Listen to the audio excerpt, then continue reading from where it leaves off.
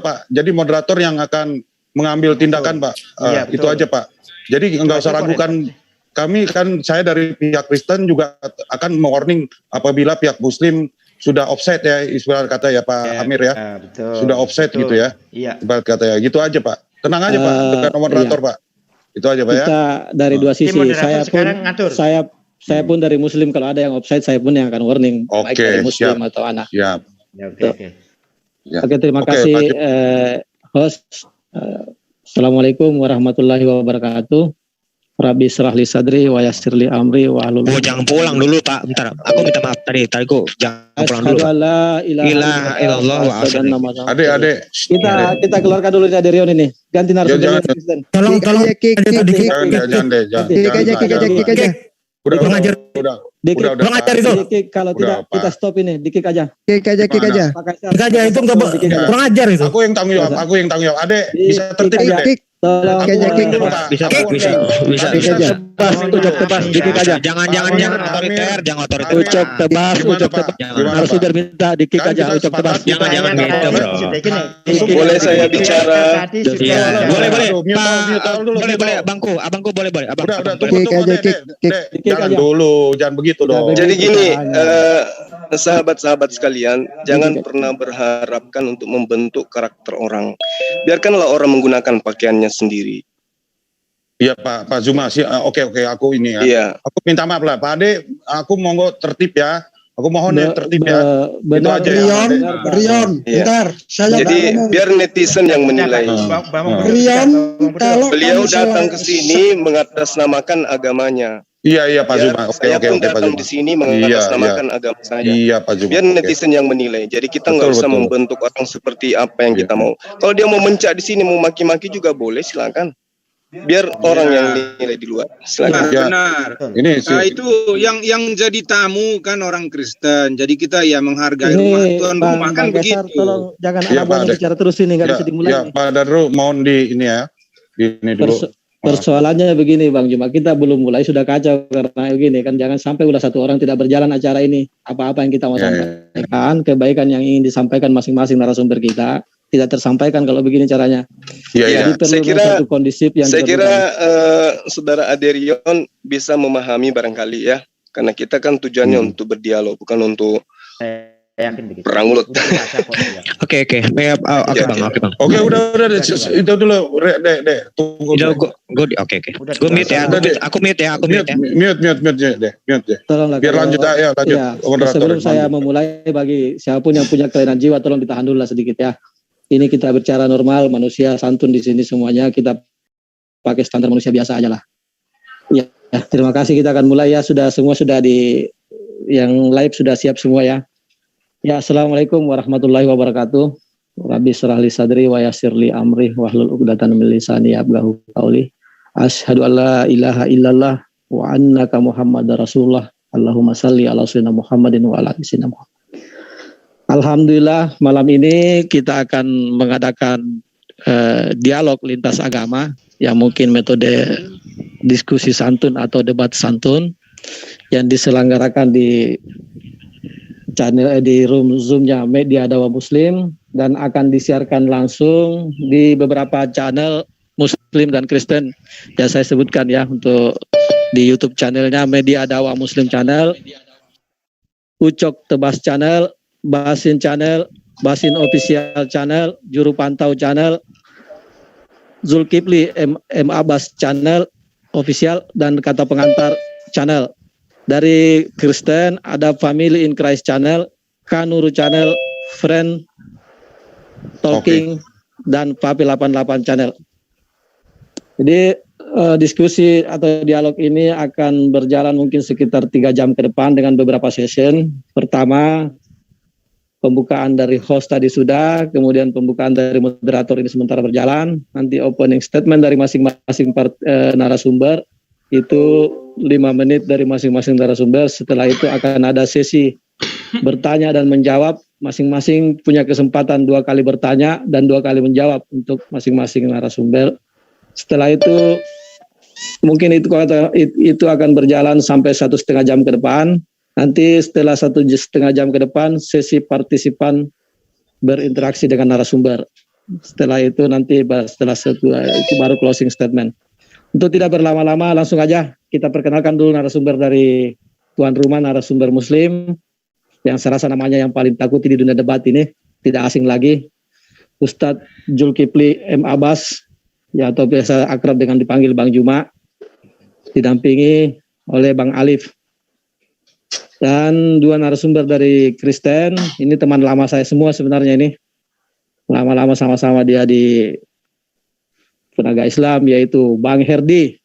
Di sini pakai nama Maliki apa ini? Yang kedua Al-Malak. Yang kedua Aderion, ini teman lama saya juga ini, meskipun kadang-kadang saya dengan dia di dunia debat ini ngomongnya tidak cuma secara pribadi, kami tidak bermusuhan. Oke, untuk pertama kami berikan kesempatan dulu kepada tuan rumah untuk memberikan opening statement mengenai tema yang dibahas ini, mengenai akhlak dari Rasul kita masing-masing. Silakan Bang Juma atau Bang Alif berikan opening statementnya, waktu dan ruang 5 menit kami persilakan.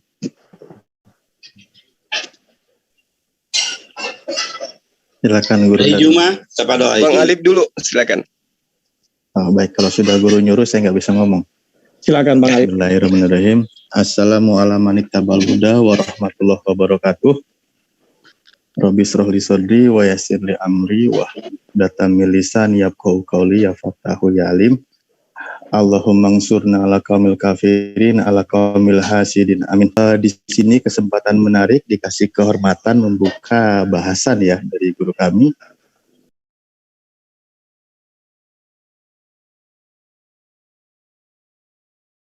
Mulia yang diabadikan di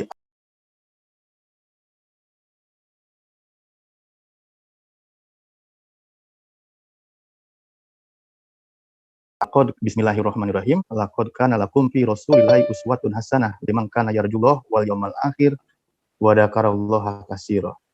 Sungguh telah ada pada diri Rasulullah itu suri teladan yang baik bagimu, yaitu bagi orang yang mengharapkan rahmat Allah dan kedatangan hari kiamat dan yang banyak mengingat Allah. Sudah jelas bahwa salah satu uswah Rasulullah sebagai khataman nabiyyin, nabi yang terakhir, adalah nabi yang diutus menjadi rahmat untuk seluruh alam.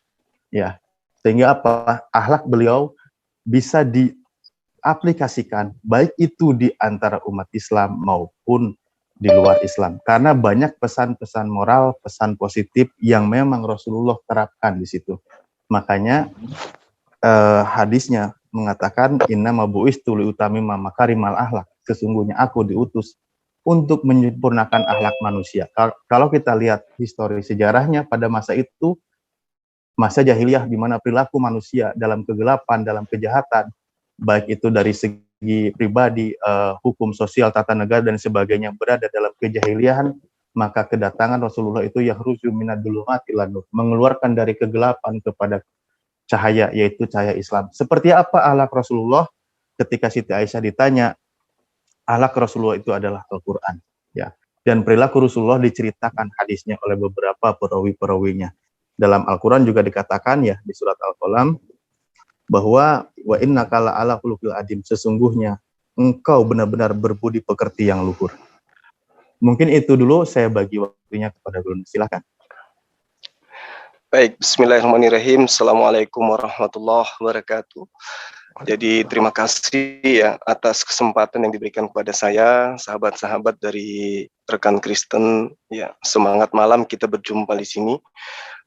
Langsung saja saya ingin menyampaikan begini, bahwa kehidupan Rasulullah Muhammad SAW dalam hal akhlak itu mencakup dan meliputi beberapa aspek.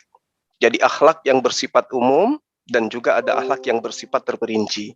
Ada yang bersifat menyeluruh, ada yang bersifat sebagai buah iman, ada juga yang menjaga konsistensi dengan tujuan. Nah, berbicara mengenai akhlak, berarti tidak terlepas daripada budi pekerti, yang merupakan perilaku manusia yang didasari oleh kesadaran berbuat baik yang didorong oleh keinginan hati dan selaras dengan pertimbangan akal. Dan kemudian yang menjadi koridor penggeraknya adalah wahyu, Al-Quranul Karim. Seperti yang diterangkan oleh sahabat saya ya, yang tadi, bahwa apa yang kemudian menjadi bahasan kita pada malam hari ini, Al-Quranul Karim sebagai pondasi utama di dalam pengajaran-ajaran agama Islam itu berjalan bersama seiring dengan apa yang kemudian ditorehkan di dalamnya. Wa innaka la'ala khuluqil azim. Jadi nyata bahwa sesungguhnya engkau Muhammad berada di atas akhlak yang agung.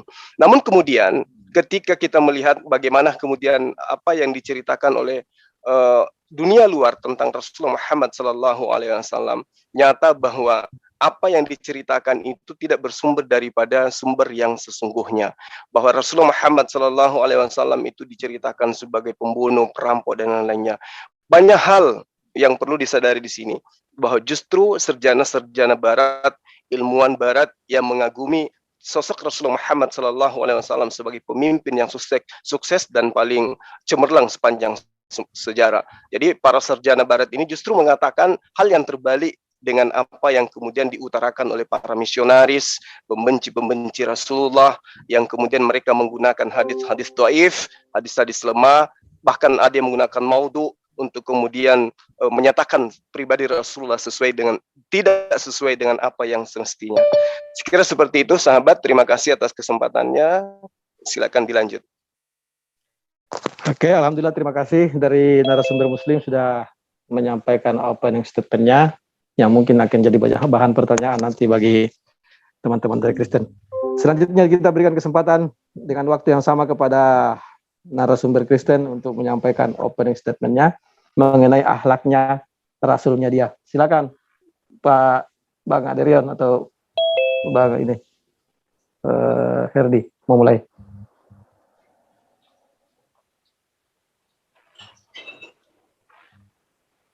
Ya, monggo Dek. Duluan Dek. Oke. Tentu kita pada mulanya aku mengucapkan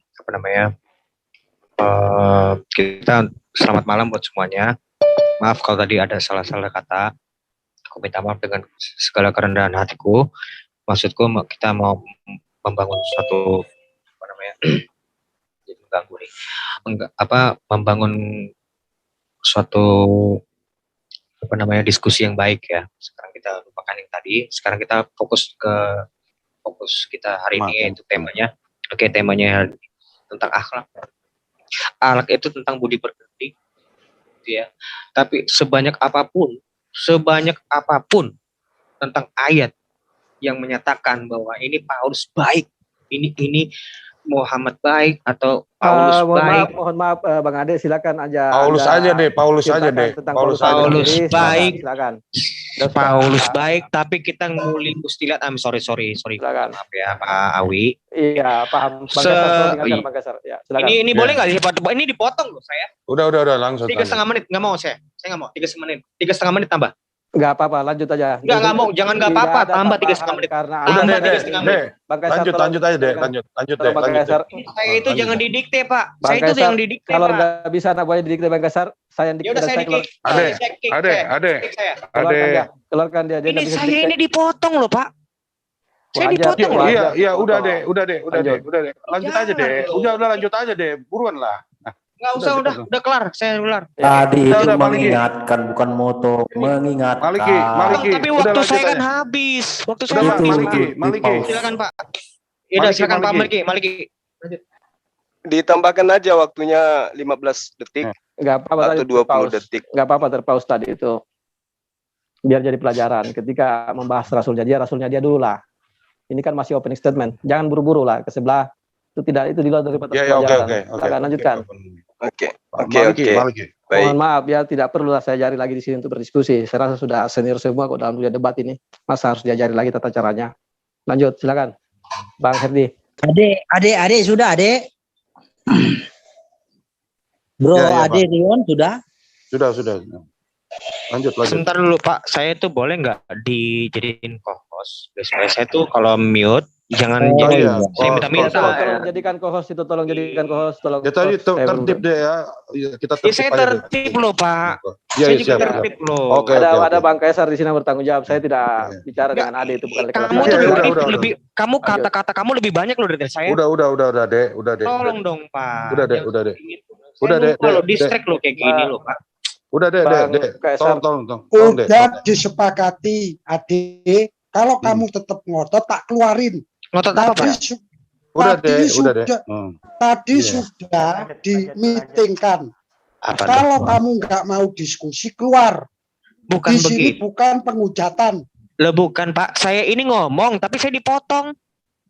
Ini bukan diskusi. Ini moderator. Kamu tahu. Ini moderator. Udah dibalikin deh. Kalau nggak mau 5 menit deh. Iya. Bang Kaisar tadi, Bang Kaisar. Udah dibalikin 5 menit tuh, Dek. Udah dibalikin 5 menit lagi. Iya. Udah ada Bang Kaisar ya. Ade ini istilahnya Rasul Paulus. Keluarin aja rusuhnya itu. Iya, kita Pak. Saya ini nggak menghina loh, tapi caranya yang benar loh. Udah langsung aja deh, langsung lah. Ya, tadi saya langsung dipotong, jangan kayak dipotong dulu gitu loh. Makanya langsung aja ke Rasul Paulus aja. Ya udah sekarang si Herdi, silakan Herdi, silakan. Take your time. Oke.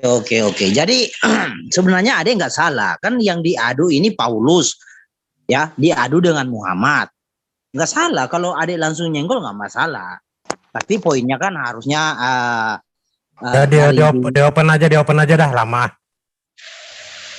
Ini kok jadi banyak yang ngatur. Ini yang moderator. Iya kan? Iya. Bang Herdi, materinya Bang, lanjut aja. Fokus ke tema Malikil. Jadi ini berbicara tentang akhlak. Paulus ya. Santai bro kok ketakutan kalau saya ngomong? Itu Bang Kaisar yang ngomong, bukan saya, bukan yang lain. Aku moderator. Bang Herdi, materi Bang. Iya, tahu. Ini moderator tolong yang tegas, yang nyemprot itu langsung dipenggal. Oke. Jadi berbicara tentang akhlak. Akhlak Paulus apa yang mau didiskusikan? Apakah ada akhlak Paulus yang menyinggung kawan-kawan? Saya tak perlu panjang lebar tentang Paulus. Silakan nanti kita diskusikan. Kalau ada battle-nya kita diskusikan. Tetapi di dalam literatur kekristenan, Alkitab maupun sejarah-sejarah, buku sejarah, tidak ada akhlak Paulus yang minus sebelum dia bertobat. Jadi akhlak Paulus itu positif semua setelah dia bertobat. Betul. Yang minusnya kecuali dia belum bertobat itu akhlaknya minus. Betul. Oke, nah itu aja. Jadi karena tidak ada hal-hal yang perlu didakwakan atas Paulus setelah pertobatannya, saya mau mengutarakan apa? Kalaupun saya mengatakan A, paling kawan-kawan yang lain mengatakan B. Ayo kita adu dalil. Oke, monggo, sudah. Iya, jadi aku tambahin ya, tadi kan sempat terpotong gini loh tentang masalah akhlak. Betul, memang benar. Memang saya akuin. Memang Paulus itu memang di dalam sejarahnya memang dia memang pemburu para kekristenan, pada pengikut-pengikut Kristus. Betul. Saya akuin itu. Orang Kristen tuh kalau nggak ngakuin itu bukan Kristen namanya. Tapi setelah bertobat, apakah dia melakukan apa yang dia lakukan? Nggak pernah. Dia jangankan perang sama orang, perang sama kucing juga nggak pernah. Perang sama kucing tidak pernah itu, Pak. Memang cuman perkataannya itu memang banyak yang perlu dipahami dengan cara yang benar. Dia menggunakan jenis bahasa diatribe, di mana seakan-akan dia seolah berdebat dengan orang lain seolah-olah. Tapi enggak, itu bentuknya retoris, Pak. Itu kami bisa menjelaskan seluruhnya, siapapun itu. Bang Zuma ini, apapun itu ayat-ayat itu semua tuh saya bisa jawab semua. Walaupun dia belum nanya. Saya tahu apa yang ditanya. Basi. Nah, tapi sekarang kita fokus ke akhlaknya. Bagaimana akhlaknya? Ya udah kita fokus. Apa yang pernah dilakukan sama Paulus, apa yang pernah dilakukan oleh Baginda Rasul. Tuh bayangkan, saya manggil Baginda loh. Saya nggak manggil Paulus Baginda. Ya, jadi tolong Pak. Ini dicatat ini record saya. Belum ada nih orang Kristen ngomong Baginda loh. Tapi kamu jangan maksa saya untuk beriman sama Muhammad. Bukan berarti karena saya menyebut dia Baginda lantas gue mengakui dia sebagai nabi, tidak. akhlak kan kita fokusnya. Akhlaknya baginda Rasul harus saya akuin jauh di bawah Paulus. Jauh. Loh, kalau kamu menganggap ini adalah penghinaan, lu nggak mungkin, Pak. Masa saya bilangin Paulus lebih rendah daripada Muhammad? Ya kan nggak mungkin. Secara logika nggak mungkin. Ya ini kita harus fight. Di mana kamu menganggap bahwa baginda Rasulmu lebih berakhlak daripada Paulus? Ini tema kita hari ini, Pak. Silakan, Pak. Oke, mungkin cukup ya. Bagaimana, Bang Kaisar? Masih ada waktu? Silakan. 1:30 menit lagi, Malikil. Itu loh, makanya kok Awi ini kok 1:30 masih udah motong sih? Silakan tambahkan lagi. Silakan. Lanjut. Apa mau tambah lagi? Udah, langsung aja, langsung aja. Apa akhlaknya Paulus itu yang kurang akhlak ajar? Muhammad apa yang mau diadu dengan Paulus? Ayo, silakan. Iya, memang gitu. Udah cukup poin aja. Nah. Ya. Malikil udah nggak ada tambahan, Ade? Oh iya. Nggak ada. Udah langsung aja. Nggak langsung aja biar kita tambah-tambah ini kan kita lakukan 1 menit ini. Jadi gini. Paulus itu juga, Pak. Jadi ini Paulus ini juga bukan sembarangan rasul. Itu langsung instruksinya dari Yesus. Oh, tadi Rian, Yesus ketemu Paulus nggak? Ketemu. Jangankan Paulus, orang-orang banyak juga ketemu Yesus kok. Loh, dia kan aku akan menyertaimu sepanjang hidup. Sampai akhir zaman. Lu kenapa dia nggak bisa nemuin Paulus? Kenapa dia nggak bisa nemuin Paulus? Karena apa? Yesus itu nggak mati dan kembali dari debu menjadi debu seperti nabi yang lain. Saya nggak nyebut nama loh. Nabi yang lain itu dia dari tanah menjadi tanah, debu jadi debu. Yesus tidak makan ikan goreng. Makan ikan goreng itu bentuk penghinaan loh dalam tanda kutip. Nih mana tunjukkan mana ayam ada nggak? Ikan di mana ikan goreng? Tunjukkan. Itu kan buat menghina. Dalam tanda kutip mencelain kalian. Gua ini nggak mungkin. Terima kasih. Opening dari Kristen. Saya vokalis banget ya. Lu vokalis ya? Vokalis ya? Oke, silakan. Maksudnya dari tadi mengatakan jangan maksa saya untuk mengimani nabi kalian. Jangan memaksa, Bro Ade. Meminta Anda untuk mengimani Muhammad, saya tidak mau. Orang yang seperti ini untuk Islam ini tidak perlu. Silakan. Lanjut aja langsung kita ke sesi berikutnya ya. Sesi pertanyaan. Lanjut. Kita kesempatan dari siapa dulu nih Pak penunggang nih? Dari Kristen aja duluan bertanya ke Muslim. Silakan. Oke. Ade atau si Malikil? Kita siapkan timer 10 menit. Jadi silakan Anda bertanya, maksimalkan pertanyaan Anda, upayakan mungkin bertanya pertama itu jangan terlalu banyak waktu terpakai, mungkin 1 menit cukup, biar banyak nanti. Silakan setelah dijelaskan, boleh Anda menyanggah atau menguatkan pertanyaan Anda lagi. Aderion itu termute, katanya Aderion termute, tolong dibukakan mute-nya dulu. Aderion mana? Coba sebentar dulu Pak, saya mute ya, sebentar, saya mute dulu. Sekarang saya mute, habis itu saya bisa buka lagi. Itu kan co-hostnya juga Bang Kaisar. Coba co-host di dulu kasih Adil. Nggak usah di mute, yang penting nggak usah ngomong, nggak apa-apa itu. Tahan diri aja. Saya nggak bisa.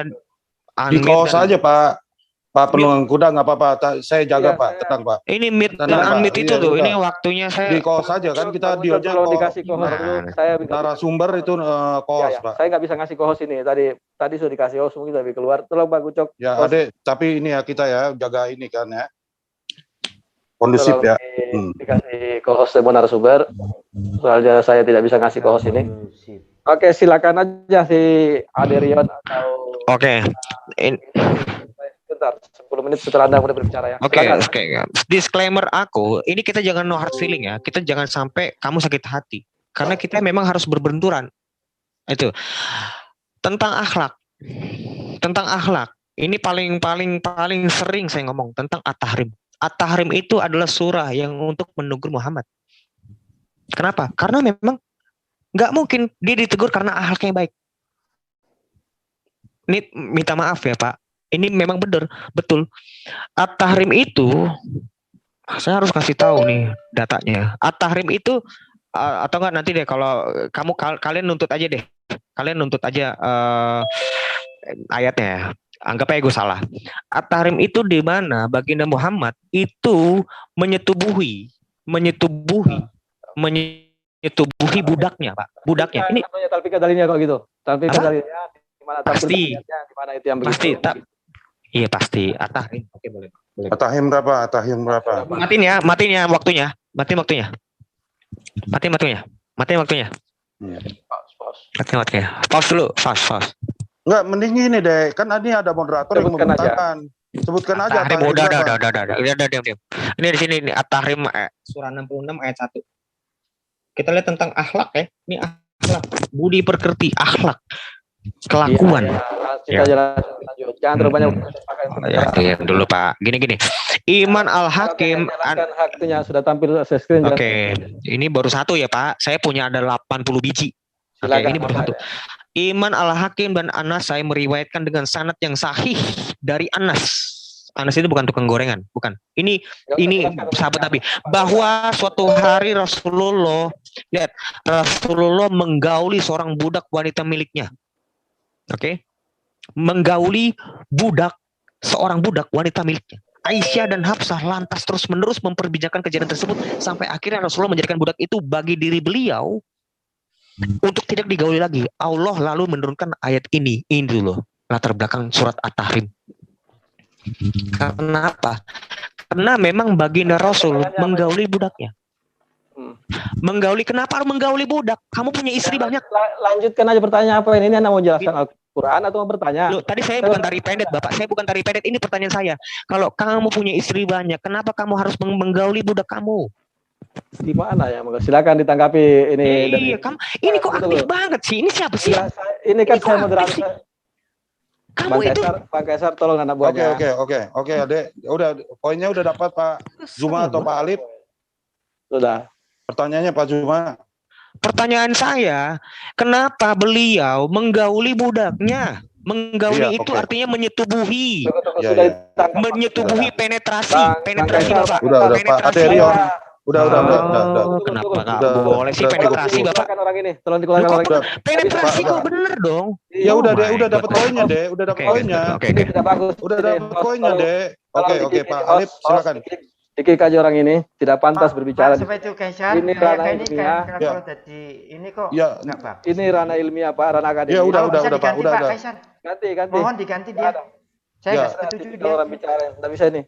Saya bisa menyajikan itu sebagai narasumber, tapi narasinya bukan begitu caranya.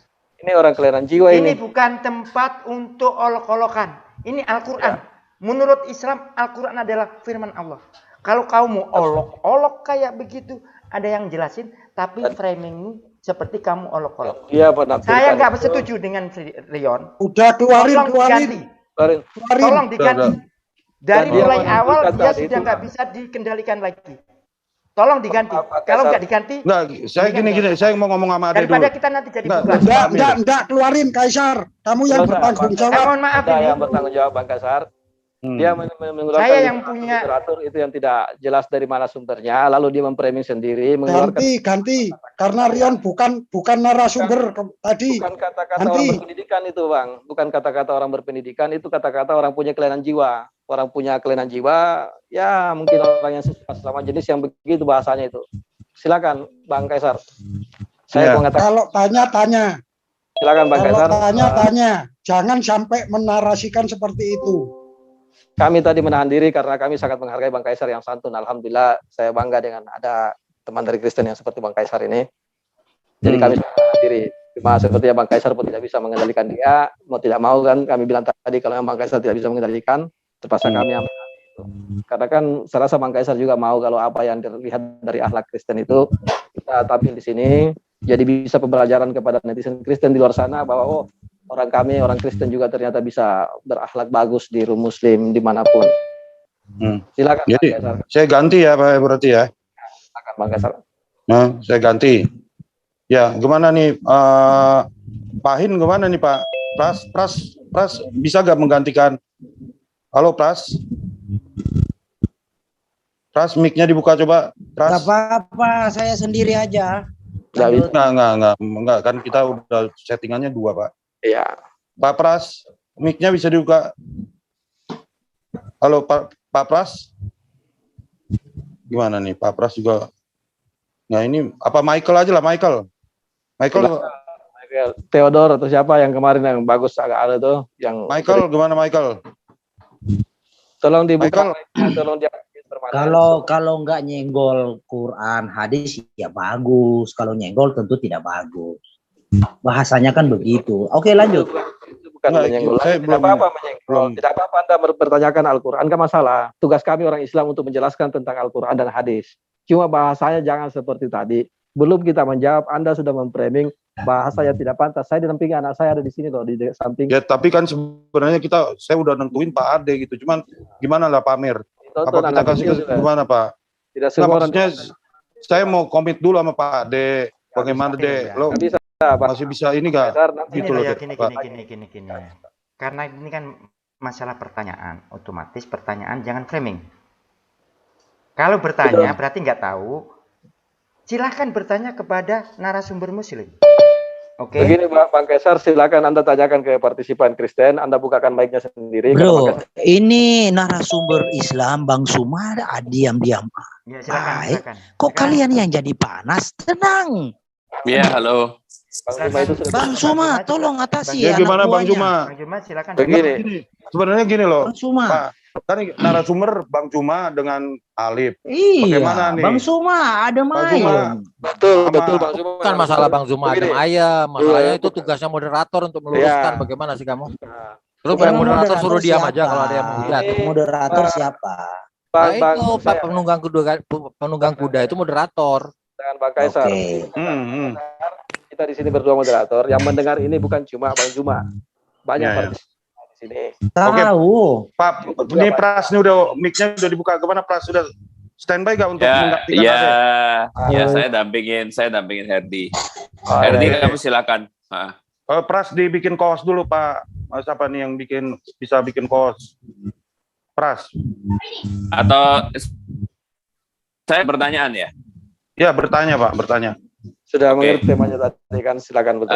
Pertanyaan itu satu atau harus 1 poin atau 2-3 poin atau gimana? Bang, sorry saya satu pertanyaan bisa nanti kan satu nanti pertanyaan ada 2 tingkat. Nanti ada sanggahan nama jawaban dari pihak muslim. Nanti kalian Pak Pras bisa nyangga lagi. Ya. Yang penting durasi 10 menit itu ditentukan. Oke.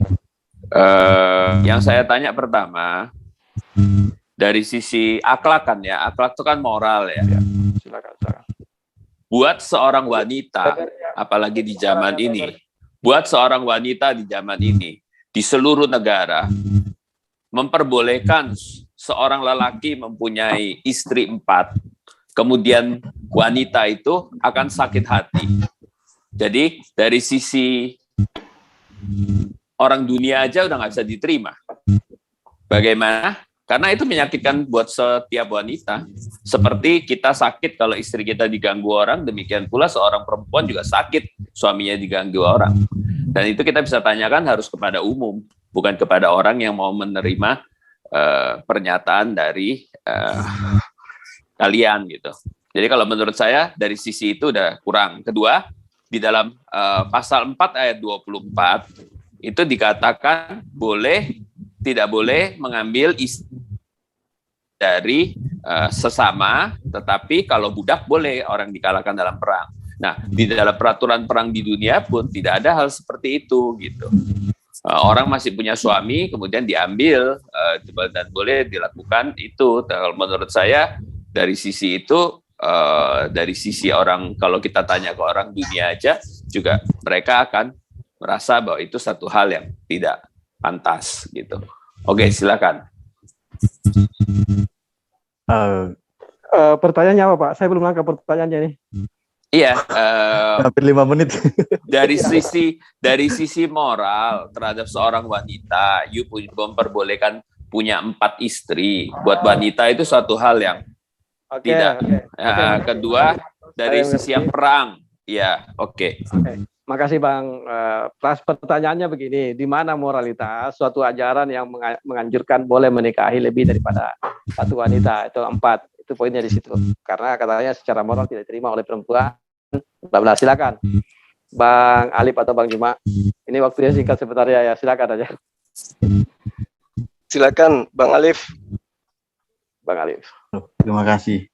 Sebenarnya saya ngarepin Ustaz Juma yang jawab. Baik, ini mengenai bagaimana moral. Oke, kalau kita lihat historinya ya, sejarah mengenai poligami, dari zaman dahulu itu yang namanya poligami boleh beristri dari lebih dari satu, itu sudah ada peristiwa-peristiwa itu. Nah, ketika zaman jahiliyah, ya banyak orang yang berpoligami tanpa batas, bahkan sebelum-sebelumnya zaman-zaman terdahulu pun demikian. Sehingga ketika kedatangan Rasulullah, maka Allah dibatasi melalui ayat Al-Quran. Ya, 2, 3, atau 4 itu pun kalau sanggup berlaku adil. Nah, kalau sanggup berlaku adil diperbolehkan. Ini ada memang ada pertanyaan kan, kenapa boleh? Nah, Allah memang memberikan kelebihan laki-laki di antara perempuan. Salah satu ayatnya ar-rijalu qawwamuna 'alan nisa. Laki-laki itu pemimpin dari perempuan dan lain sebagainya. Kalau kita lihat sejarahnya, banyak sekali orang ya pada zaman itu, pada waktu itu mereka berpoligami seenaknya. Ya, menikahi seenaknya, mencerai seenaknya, bahkan menikah dengan keturunan sendiri, dengan anak sendiri, yang menceraikan seenaknya. Maka ada aturan di situ. Ya, ada aturan. Laki-laki boleh berpoligami lebih 1, 2, 3, 4, dan tentu menikahi pun perempuan yang perempuan itu siap untuk dipoligami. Itu aturannya, itu opsi pilihan ya. Yang perempuannya itu untuk siap dipoligami gitu. Bukan seolah-olah memaksa gitu loh. Perempuan yang tidak mau dipoligami tapi dia memaksa. Kenapa? Terjadi permasalahan. Kenapa? Tidak ada unsur keadilan di sana gitu. Bagaimana istri kedua ini, dia mau jadi istri kedua kalau dia udah tahu hukum poligami seperti apa. Dan itu udah jadi ketentuan, opsi pilihan, kelebihan yang ada pada diri laki-laki. Ya, saya batasin. Silakan Ustadz. Ya, baik. Terima kasih atas kesempatan yang diberikan pada saya. Ya. Jadi kedatangan Rasulullah Muhammad SAW itu kemudian adalah untuk memperbaiki sisi akhlak manusia terdahulu. Di mana kita mengetahui bahwa zaman dahulu sebelum Islam itu datang, wanita itu dianggap sebagai warga kelas 2. Terkait dengan adanya budak dan seterusnya, itu bukan produk Islam, itu adalah produk dari zaman sebelum Islam itu datang. Perbudakan itu sudah ada. Nah, lalu kemudian kalau dulu dianggap wanita itu adalah bukan sama seperti laki-laki, tetapi dianggap malah setengah dari manusia, itu terbukti bagaimana kemudian para raja-raja, para bangsawan yang bahkan memiliki istri, selir, budak, simpanan hingga ratusan orang. Zaman jahiliyah justru anak perempuan banyak dibunuh sejak bayi karena dianggap tidak berguna, tidak menaikkan martabat keluarga, dan bahkan dianggap sebagai beban. Nah, Rasulullah Muhammad SAW kemudian mengangkat derajat wanita dengan membatasi maksimal hanya boleh 4 istri. Dengan catatan, ya, harus kemudian berlaku adil. Tidak boleh tidak adil. Justru ini yang berat di sini. Kita diperintahkan berpoligami tapi harus adil. Nah, batasan adil inilah yang kemudian yang tidak bisa kemudian sembarang orang melakukan poligami. Berbeda dengan kondisi yang saat sekarang. Jadi kita harus memahami konsep datangnya aturan main yang dibawa oleh Rasulullah Muhammad SAW dengan kondisi yang ada saat sekarang, di mana orang saat sekarang itu berpoligami, istrinya banyak, tapi konsep daripada dasar poligami itu tidak dijalankan. Apa itu adil? Justru saya berani mengatakan ya kepada teman-teman Kristen, satu-satunya agama yang menganjurkan cukup 1 istri hanya Islam. Saya boleh ditunjukkan nanti kalau ada data di dalam kitab Anda yang memerintahkan cukup 1 istri. Artinya saya boleh berhenti menjadi pendebat. Kalau ada ya. Nah, hanya di Islam yang menganjurkan cukup 1 istri. Kalau kamu sanggup kemudian 2, 3, 4, silakan. Tapi syaratnya adil. Nggak boleh nggak adil. Adilnya di mana? Ketika seorang suami ingin mempersunting istri kedua, dia kudu harus menciptakan rasa yang sama dengan istri pertama. kalau istri kedua bahagia, adilnya istri pertama juga harus bahagia. Loh, kalau begitu susah. Ya memang susah poligami itu. Tidak semudah yang kita lihat sekarang.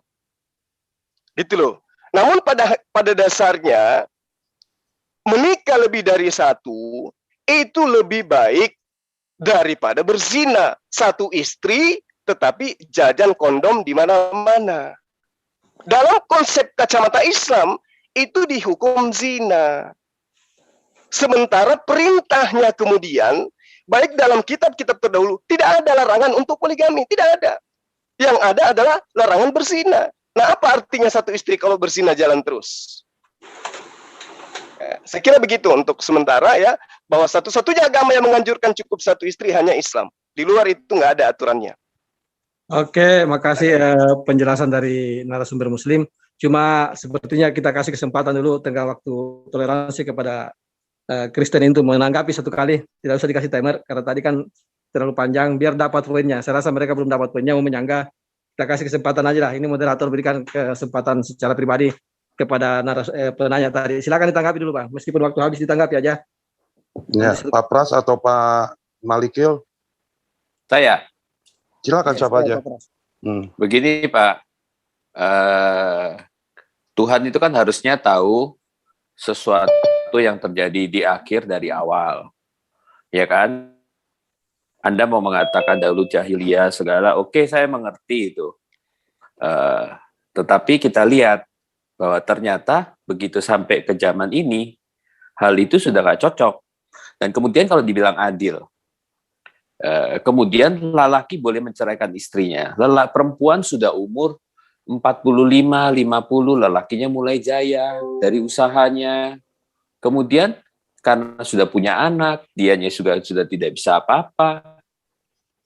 Oke, kalau suaminya itu kan berarti. Jadi kan menurut saya, silakan ditanggapi aja dari sisi mana penjelasan tadi yang Pak Fras tidak terima, supaya tidak usah Pak Fras menjelaskan dulu. Saya tanggapin dulu sebentar. Saya tanggapin kalau Bapak mengarah ke sana. Baik, Pak. Bedakan ya aturan dalam Islam dengan oknum yang mengikuti sesuai dengan keinginannya. Kalau Anda tadi orang mengatakan dia menceraikan atau apa, itu beda lagi dengan aturannya gitu, Pak. Contoh ya, umpamanya dia orang bercerai dan lain sebagainya. Itu dilihat kasusnya, jangan dilihat aturan di Islamnya. Orang itu apa, melanggar aturan atau tidak. Oke, Anda mungkin mempertanyakan kenapa diperbolehkan bercerai. Ya, baik. Dalam satu keterangan kan abghadul halal indallah at-thalaq, yang paling dibenci dalam satu perkara halal itu adalah menceraikan istri kan gitu.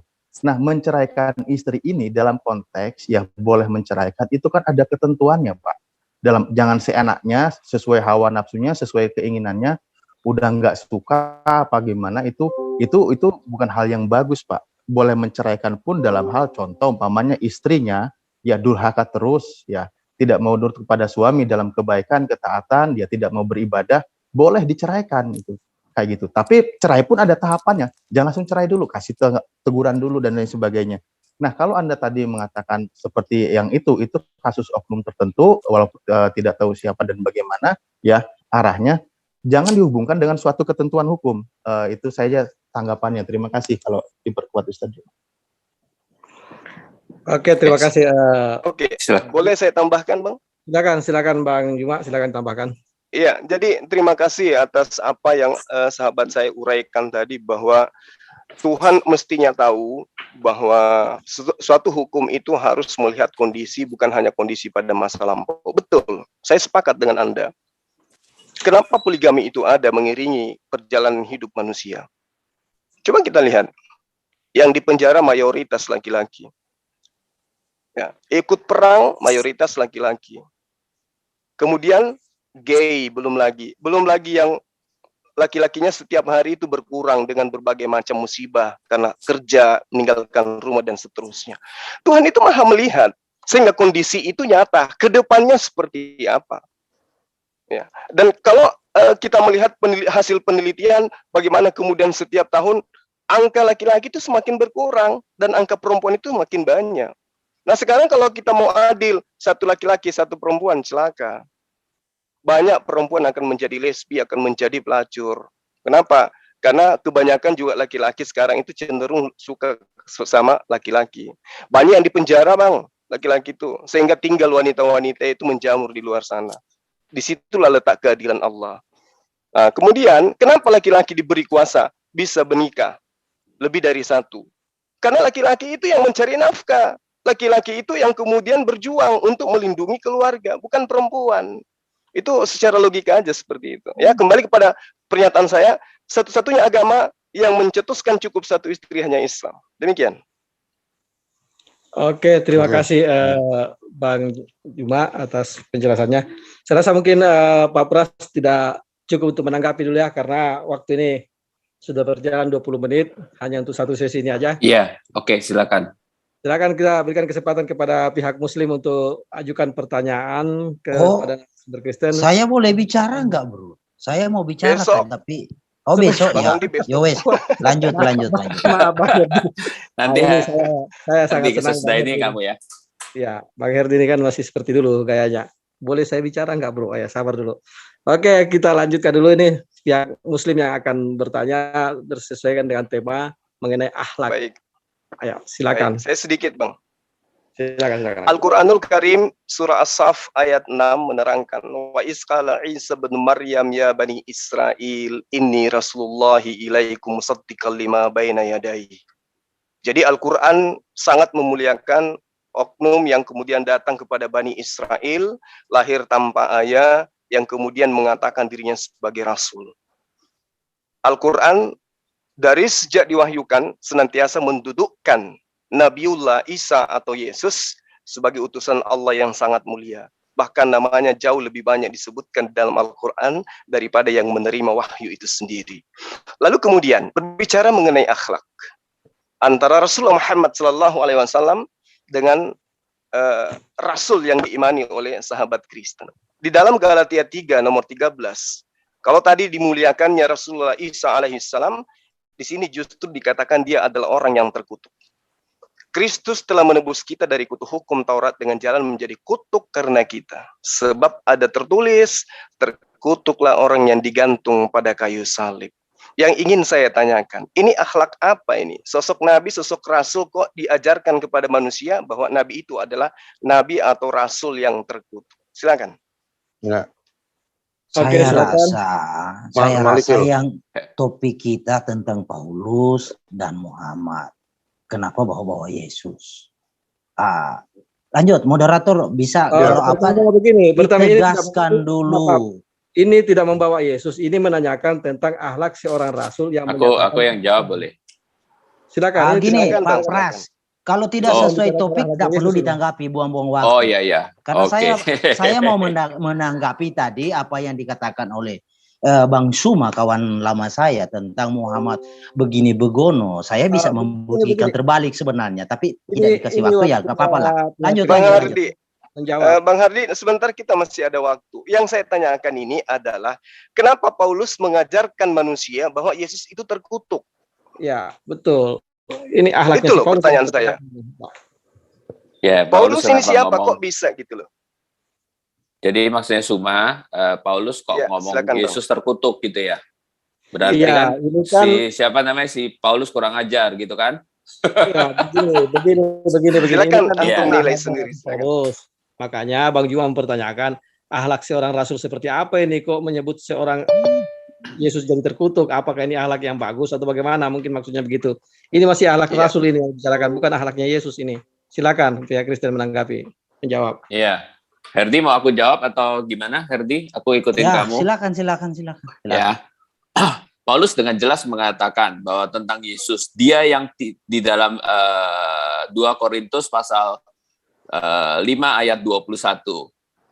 Ya, dia yang tidak mengenal dosa dibuat menjadi dosa karena kita, supaya di dalam dia kita dibenarkan oleh Allah. Jadi dia di sana adalah Yesus, tidak mengenal dosa, dibuat menjadi dosa. Lalu di dalam Roma pasal 8 ayat ketiga. Roma pasal 8 ayat ketiga di sana dikatakan bahwa pasal 8 ayat ketiga di sana dikatakan dengan jalan mengutus anaknya sendiri yang dalam daging yang serupa dengan daging yang dikuasai karena dosa, serupa. Kemudian Yesus sendiri di dalam Yohanes pasal 3 ayat 14 mengatakan, sama seperti Musa meninggikan ular di padang gurun, demikian pula anak manusia harus ditinggikan. Jadi waktu itu di padang gurun, orang Israel bersungut-sungut, kemudian Tuhan menghukum dengan ada ular yang menggigit mereka, dan mereka mati karena bisanya. Kemudian mereka bertobat, Tuhan mengatakan kepada Musa, bikin ular kemudian tegakkan di atas tiang. Kemudian barang siapa yang terkena patokan daripada ular berbisa, jikalau dia terkena, dia harus memandang kepada ular tembaga itu, maka dia akan sembuh. Yesus mengatakan sama seperti Musa meninggikan ular di padang gurun, demikian pula anak manusia harus ditinggikan.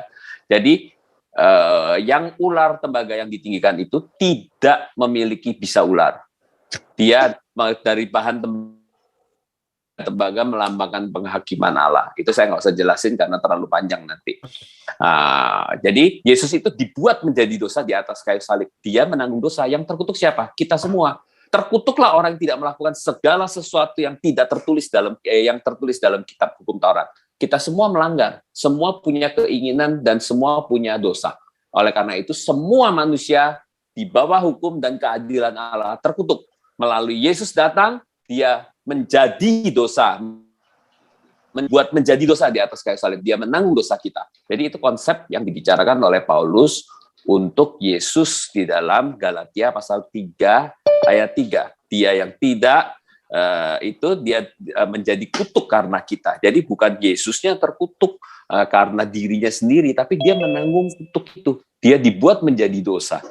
Ya, demikian. Oke, terima kasih Pak Pras. Silakan Bang Juma, saya rasa mau menanggapi, apakah mengerti maksudnya? Silakan Bang Juma. Iya, terima kasih atas tanggapan sahabat saya. Kalau sahabat lari ke bilangan 21 nomor 9, ular itu tidak dianggap sebagai Tuhan, dan ular itu juga tidak dianggap sebagai kutuk di situ. Tapi di sini kemudian Paulus, justru kalau saya melihat dari rangkaian penjabaran saudara, Anda berkongko dengan Paulus mengutuk Yesus. Anda menghinakan Yesus, menistakan Yesus. Anda menyetarakan Yesus itu sama seperti patung ular. Kalau kemudian Yesus itu ditinggikan, kudu wajib ditinggikan, jangan malah dikutuk. Kan poinnya di situ. Nah, kemudian ketika sahabat saya mengatakan itu adalah akhlak yang baik menurut Anda, karena menyamakan kemudian dengan ular tembaga yang dibuat oleh Paulus, oleh Musa. Tidak kena kepada poin. Ular itu digunakan untuk kemudian menyembuhkan orang yang dipatok ular berbisa, kemudian mereka sembuh. Sementara Yesus ini dituhankan, tapi dikutuk dulu. Kenapa dikutuk? Karena ada ajaran yang ingin dihindari, ajaran Taurat. Saya kira begitu, Bang. Jadi akhlak mengutuk seorang nabi, rasul utusan Tuhan yang disebut sebagai Mesias itu tidak relevan dengan akhlak yang baik. Demikian. Silakan ditanggapi Pak Pras. Apakah relevan akhlak seorang rasul Paulus mengutuk seorang nabi? Yesus mengatakan kan, sama seperti Musa meninggikan ular di padang gurun, demikian pula anak manusia harus ditinggikan. Barang siapa percaya kepadanya beroleh hidup yang kekal. Paulus juga mengatakannya adalah Kristus telah menebus kita dari kutuk hukum Taurat. Kristus mengetuk kita dari kutuk hukum Taurat dengan jalan menjadi kutuk karena kita. Bukannya Paulus mengutuk Yesus, tetapi itulah jalan keselamatan yang disebut dengan penebusan dosa. Dia menggantikan kita. Manusia Yesus memang di atas kayu salib menerima kutuk bagi kita. Karena harusnya yang dikutuk adalah kita. Tetapi Yesus menyelamatkan. Itu adalah konsep penebusan. Hanya ditumpahkan, Yesus mengatakan cawan perjanjian baru, darahku yang ditumpahkan bagi kamu. Itu adalah cawan perjanjian baru untuk keselamatan kita semua. Jadi itu adalah konsep, bukannya Paulus tidak ada moral kemudian mengata-ngatain Yesus. Dia menyatakan apa yang Yesus perbuat, dan itu sesuai dengan seluruh perjanjian baru. Bahkan sesuai dengan Yesaya 53, sesuai juga dengan perkataan daripada Petrus, yaitu dia adalah anak domba yang tersembelih bagi kita. Jadi itu nggak ada masalah, dan itu tidak bicara tentang akhlaknya Paulus. Paulus menyatakan sebuah doktrin daripada Kristen mengenai penebusan dosa yang juga dinyatakan oleh Yesus. Gitu. Oke, silakan Bang Juma ditanggapi mengenai itu tidak menyangkut masalah akhlak katanya. Silakan Bang Juma. Oke. Kalau sahabat saya menguraikan tentang data mengenai hukum Taurat itu adalah kutub. Oke. Saya pingin dong satu ayat dari pengajaran Yesus yang mengatakan bahwa hukum Taurat itu adalah kutuk. Bukan dari Paulus. Kalau dari Paulus sudah nyata mereka mengutuk-ngutuk ajaran Tuhan yang datang kepada Bani Israel. Di dalam Yeremia 31, nomor 31 sampai 33, justru hukum Taurat itu adalah perjanjian barunya Allah kepada Bani Israel. Nah, perjanjian baru Allah kepada Bani Israel berupa hukum Taurat justru dikatakan kutuk oleh Paulus. Ajaran Tuhan dikatakan kutukan oleh Paulus. Sehingga orang yang menebus mereka dari dosa kutuk itu disebut juga kutuk. Nah, coba Anda tunjukkan kepada saya ayat di dalam kitabnya Bani Israel yang menerangkan bahwa hukum Taurat itu adalah kutukan. Silakan. Bentar ya. Oke, saya jawab. Oke, silakan. Boleh? Oke. Boleh. Ya. Jadi berbicara hukum Taurat, hukum itu aturan-aturan tentang aturan hidup manusia, jangan begini, jangan begono, ya, itu hukum. Jadi hukum itu ketika dilanggar itu yang menjadi kutuk. Paham? Jangan membunuh. Ketika kamu membunuh itu menjadi kutuk atas kamu. Jangan berzina. Ketika kamu berzina itu menjadi kutuk atas kamu. Itu maksudnya. Jadi pelanggaran atas hukum Taurat itulah yang disebut kutuk. Kutuk hukum Taurat. Artinya kutuk hukum Taurat adalah kutuk terhadap orang-orang yang melanggar aturan-aturan itu. Jadi hukum Taurat. Nah, saya mendengar begitu banyak tentang apa yang dipaparkan oleh Bro Suma. Tapi izinkan saya hadirkan selembar data dari hadis biar kawan-kawan juga bisa membaca ya. Mungkin kita baca hadis Sahih Muslim. Hadis Sahih Muslim ya. 4.705. Ya. Hadis Sahih Muslim. Sahih Muslim. Ya, bukan karangan saya ya, Sahih Muslim. Bentar. Kita ya buka yang mana ya? Yang ini kayaknya. Karena hadis net saya yang biasa buka itu sudah diblokir, nggak tahu kenapa ya. Bentar, ini kayaknya kurang seru bro di sini. Sahih Muslim, mungkin bukanya yang Muslim, begini aja. Oke, Bapak, aku kasih ayat satu boleh. Ya, bentar, satu ayat Oke, dulu ya. saya butuh ayat yang tadi, Bang. Iya. Terkait dengan hukum Taurat itu adalah kutuk. Dafarim atau ulangan atau ini apa namanya? Ulangan ya. Kalian ngerti ya? Iya. Ayat pasal 27 ayat 26, terkutuklah orang yang tidak menepati perkataan hukum Taurat ini dengan perbuatan, dan seluruh bangsa harus berkata amin. Jadi ada kata orang yang tidak menepati perkataan hukum Taurat ini dengan perbuatan. Dan siapa yang bisa melakukan seluruh hukum Taurat? Oke, silakan. Oke. Berarti yang terkutuk ini orangnya, bukan hukumnya ya? Hah? Berarti yang terkutuk orangnya ya, bukan hukumnya. Dengan demikian hukum itu mendatangkan kutuk bagi orang. Ya. Kenapa Paulus ngomong begitu? Karena Kristus, ya Mesias yang dijanjikan, dialah yang menanggung kutuk. Ya, dialah yang menanggung kutuk di atas kayu salib. Jadi kutuk itu tersalib bersama dia di atas kayu salib. Jadi berbicara kutuk itu adalah kutuk tentang 10 Asyirit Hadiparim. Ya. Jadi kawan-kawan, ya saya sangat paham dengan kawan-kawan Islam tidak paham apa itu terkutuk, apa itu terkukur. Ya. Yang kawan-kawan mungkin pahami adalah terkukur. Tapi yang kami pahami di sini, terkutuk itu adalah tentang dosa.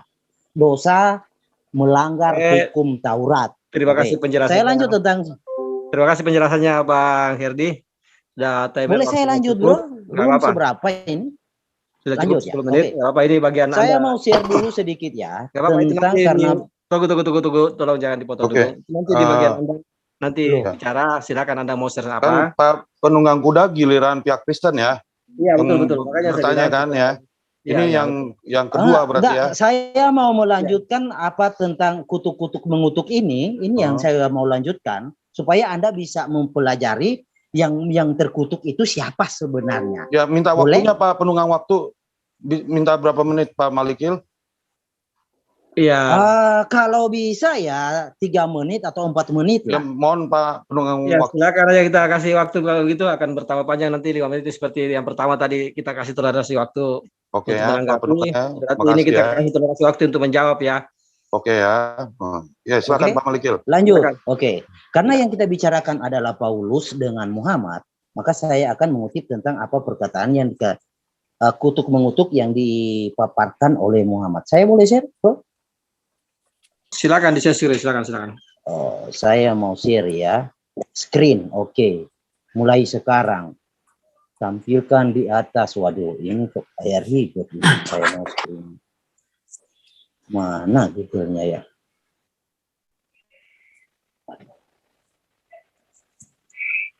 Screen. Mulai merekam atau Android, Google. Oke. Di sini. Oke. Kok sudah diizinkan? Gimana ini bro? Nggak bisa kayaknya. Atau kawan-kawan yang bisa bantu saya, tolong dibuka hadis Sahih Muslim 4705. Tolong dibuka, di-screenkan ya, kalau bisa. Hadis berapa, Malikil? Hadis Sahih Muslim 4705. Muslim 4705 ya? Ya, betul. Coba dibukakan. Tolong dong Pak. Muslim. Itu ada yang screen itu. Oke. 4705. Karena yang kita bicarakan adalah akhlak Paulus, akhlak sang nabi, yang pada item-item hujat menghujat atau kutuk mengutuk. Oke, kita lihat di sini. Ini berkaitan dengan pertanyaan tadi ya mengenai kutuk. Iya, betul. Saya tidak akan lari dari poinnya tentang Muhammad ya. Saya akan tekankan di situ. Oke. Pada suatu hari ada 2 orang bertamu kepada Nabi. Kemudian kedua orang tersebut membicarakan sesuatu yang tidak saya ketahui kepada Rasul, sehingga membuat beliau marah. Tak lama kemudian saya mendengar Muhammad melaknat dan mencaci mereka. Tetapi kedua laki-laki itu keluar. Saya pun bertanya kepada beliau, ya Rasul, sepertinya 2 orang laki-laki tadi tidak memperoleh kebaikan sebagaimana diperoleh oleh orang lain. Rasul bertanya, Muhammad ya, apakah maksud ya Aisyah? Aisyah menjawab, maksud saya engkau telah melaknat. Ya, melaknat, mencaci maki kedua orang tersebut. Lalu Rasul Lalu Rasul bersabda, hai Aisyah, tidak tahukah kamu apa yang pernah saya syaratkan kepada Tuhanku? Sesungguhnya aku telah memohon, ya Allah, aku hanyalah seorang manusia. Jika ada seorang muslim yang aku laknat atau aku maki, maka jadikanlah hal tersebut sebagai pelebur dosa dan pahala baginya. Oke, itu yang poin saya tekankan. Ya, mungkin di sini. Oke. Silakan kawan-kawan jelaskan. Pertanyaan saya begini, apakah laknat? Enggak apa-apa, Bang Herdi, ini belum sampai kepada Bang Herdi bertanya. Tahan dulu, ini masih waktunya Muslim menjelaskan. Nantilah. Oke, silakan maksudnya jelaskan. Pak penunggang kuda, pertanyaan si Herdi ini dari hadis ini. Iya, betul. Supaya kalian bisa menjawab dengan benar. Kami paham maksudnya, Bang. Biar dijelaskan Muslim dulu mengenai. Monggo. Silakan Bang Juma. Kita tanggapi mengenai masalah kutuk. Ini masih di sesi pertama tadi Muslim bertanya ini, silakan ditanggapi dulu karena ini yang dijawabkan oleh Juma, oleh Herdi mengenai kutuk mengutuk ini. Silakan Bang Juma. Iya, mungkin bisa Bang Herdi tampilkan asbabul wurud dari hadits ini. Itu tugas Anda, Bro. Anda jelaskan kepada saya asbabul wurud, matannya, ya kan? Anda jelaskan. Saudara Alif bisa? Bang Alif. Oke. Terima kasih. Ya, ini yang lagi share screen siapa ya? Dokter spesialis. Oke. Terima kasih. Ya. Sekarang ini mengenai bagaimana Rasulullah itu tadi kan bahasanya mengutuk atau mana tadi? Melaknat, mencaci maki makhluk manusia. Melaknat, ya. Sekarang begini, Rasulullah itu keras ya terhadap perilaku kekafiran. Ketika seseorang yang memiliki perangai yang tidak baik, keras sikap memerangi kekafiran. Ya, bagaimana kadang ketika mencaci dirinya pun, kata kasar paling kasar Rasulullah itu seperti apa? Oke, contoh ketika dia dilempari di perang Taif, apa jawabannya? Allahumma hdi qaumi fa innahum la ya'lamun. Ya Allah, berikanlah petunjuk kepada kaumku karena mereka tidak mengetahuinya. Di sini ya tidak diketahui seperti apa ucapan Rasulullah. Yang saya tahu ucapan Rasulullah ya sekasar-kasarnya itu berbentuk doa. Karena apa? Ya, di situ dijelaskan agar menjadi pengampunan dan pembersihan dari dosa. Itu poinnya. Oke ya Pak, sudah Pak Juma ya. Pak. Oke, terima kasih. Sekarang. Bang Herdi, sekarang waktunya untuk Kristen bertanya dan Muslim menjawab. Silakan di reset dulu timernya ke 10 menit. Silakan Bang apa namanya? Malikil. Yang tadi tertunda Pak penunggangan hadis yang tadi mau ditanyakan sama Malikil. Oke Malikil, diulang pertanyaannya. Oke. Tadi tentang laknat dan menghujat. Tentu dengan kata laknat dan menghujat kita sudah tahu ya intonasi suaranya, intonasinya, lalu pilihan katanya seperti apa kita sudah tahu. Makanya bahasanya dikategorikan melaknat dan menghujat ya. Tidak perlu saya uraikan lagi apa itu melaknat, apa itu menghujat. Ya, kawan-kawan di sini bahkan pendengar yang ada di luar sono sudah tahu apa itu melaknat, apa itu menghujat. Nah, pertanyaan saya, adakah laknat adakah hujatan itu sebagai berkat?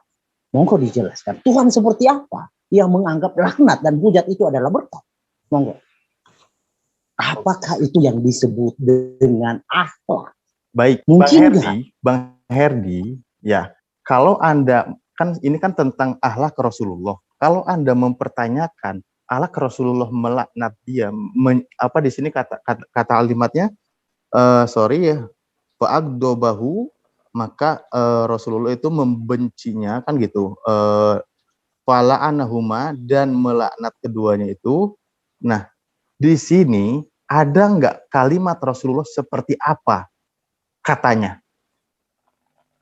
Anda ada nggak hadis yang menceritakan seperti apa Rasulullah perkataannya? Berkata kasarkah? Oke. Silakan dijawab. Saya bantu jawab, Bro. Seumpama, Bro, siapa namamu, Bro? Alif. Bro Alif. Bang Alif. Mari kita makan. Lalu Anda mengintonasikan kalimat saya, Anda menghujat saya, Bro Herdi. Loh, saya manggil kamu makan, kok kamu katakan saya menghujat, melaknat? Nah, saya rasa, Bro, kamu itu orang yang punya pendidikan. Tak perlu saya uraikan apa itu kata-kata yang disebut laknat, apa itu kalimat yang disebut hujat. Saya sudah tahu Anda punya pendidikan, tapi tak perlulah Anda ngeles kayak gitu, Bro. Kita ini sudah dewasa, ya. Hal-hal demikian itu tak perlu kita uraikan kayak anak SD atau anak TK. Tak perlulah, Bro.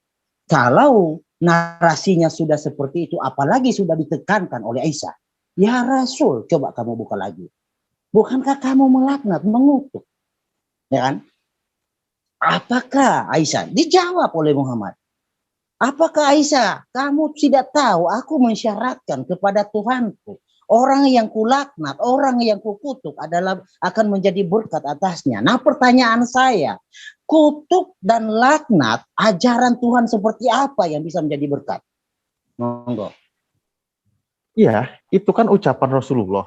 Oke, ucapan Rasulullah ketika bertengkar, artinya di situ dengan dua orang ya, yang di situ diskusi terjadi permasalahan, kan gitu. Apakah orang itu seorang penghujat? Kan di situ tidak diceritakan. Makanya kalau Anda mau mengatakan di situ Rasulullah pelaknat atau apa, maka tolong diceritakan dulu. Bantu saya cari tahu seperti apa narasinya. Karena sejauh yang saya tahu, Rasulullah ketika dia dihinakan sendirinya, dia tidak pernah melaknatnya. Dia tidak pernah menghujatnya. Namun ketika orang itu perilaku kekafiran, kemusyrikan, dia tegas. Makanya asyidda al-kufar waruhama bainahum. Itu akhlak Rasulullah. Paling tegas dengan perilaku kekafiran. Nah, dipertegas di kalimat terakhirnya tadi, ketika Rasulullah itu, sebentar saya sambil baca ulang ya. Ya Allah, aku hanyalah seorang manusia. Jika ada seorang muslim yang aku laknat atau aku maki, maka jadikanlah hal tersebut sebagai pelebur dosa dan pahala baginya. Maksudnya apa di situ? Ya kan? Kata-kata Rasulullah itu untuk menyadarkannya dan lain sebagainya.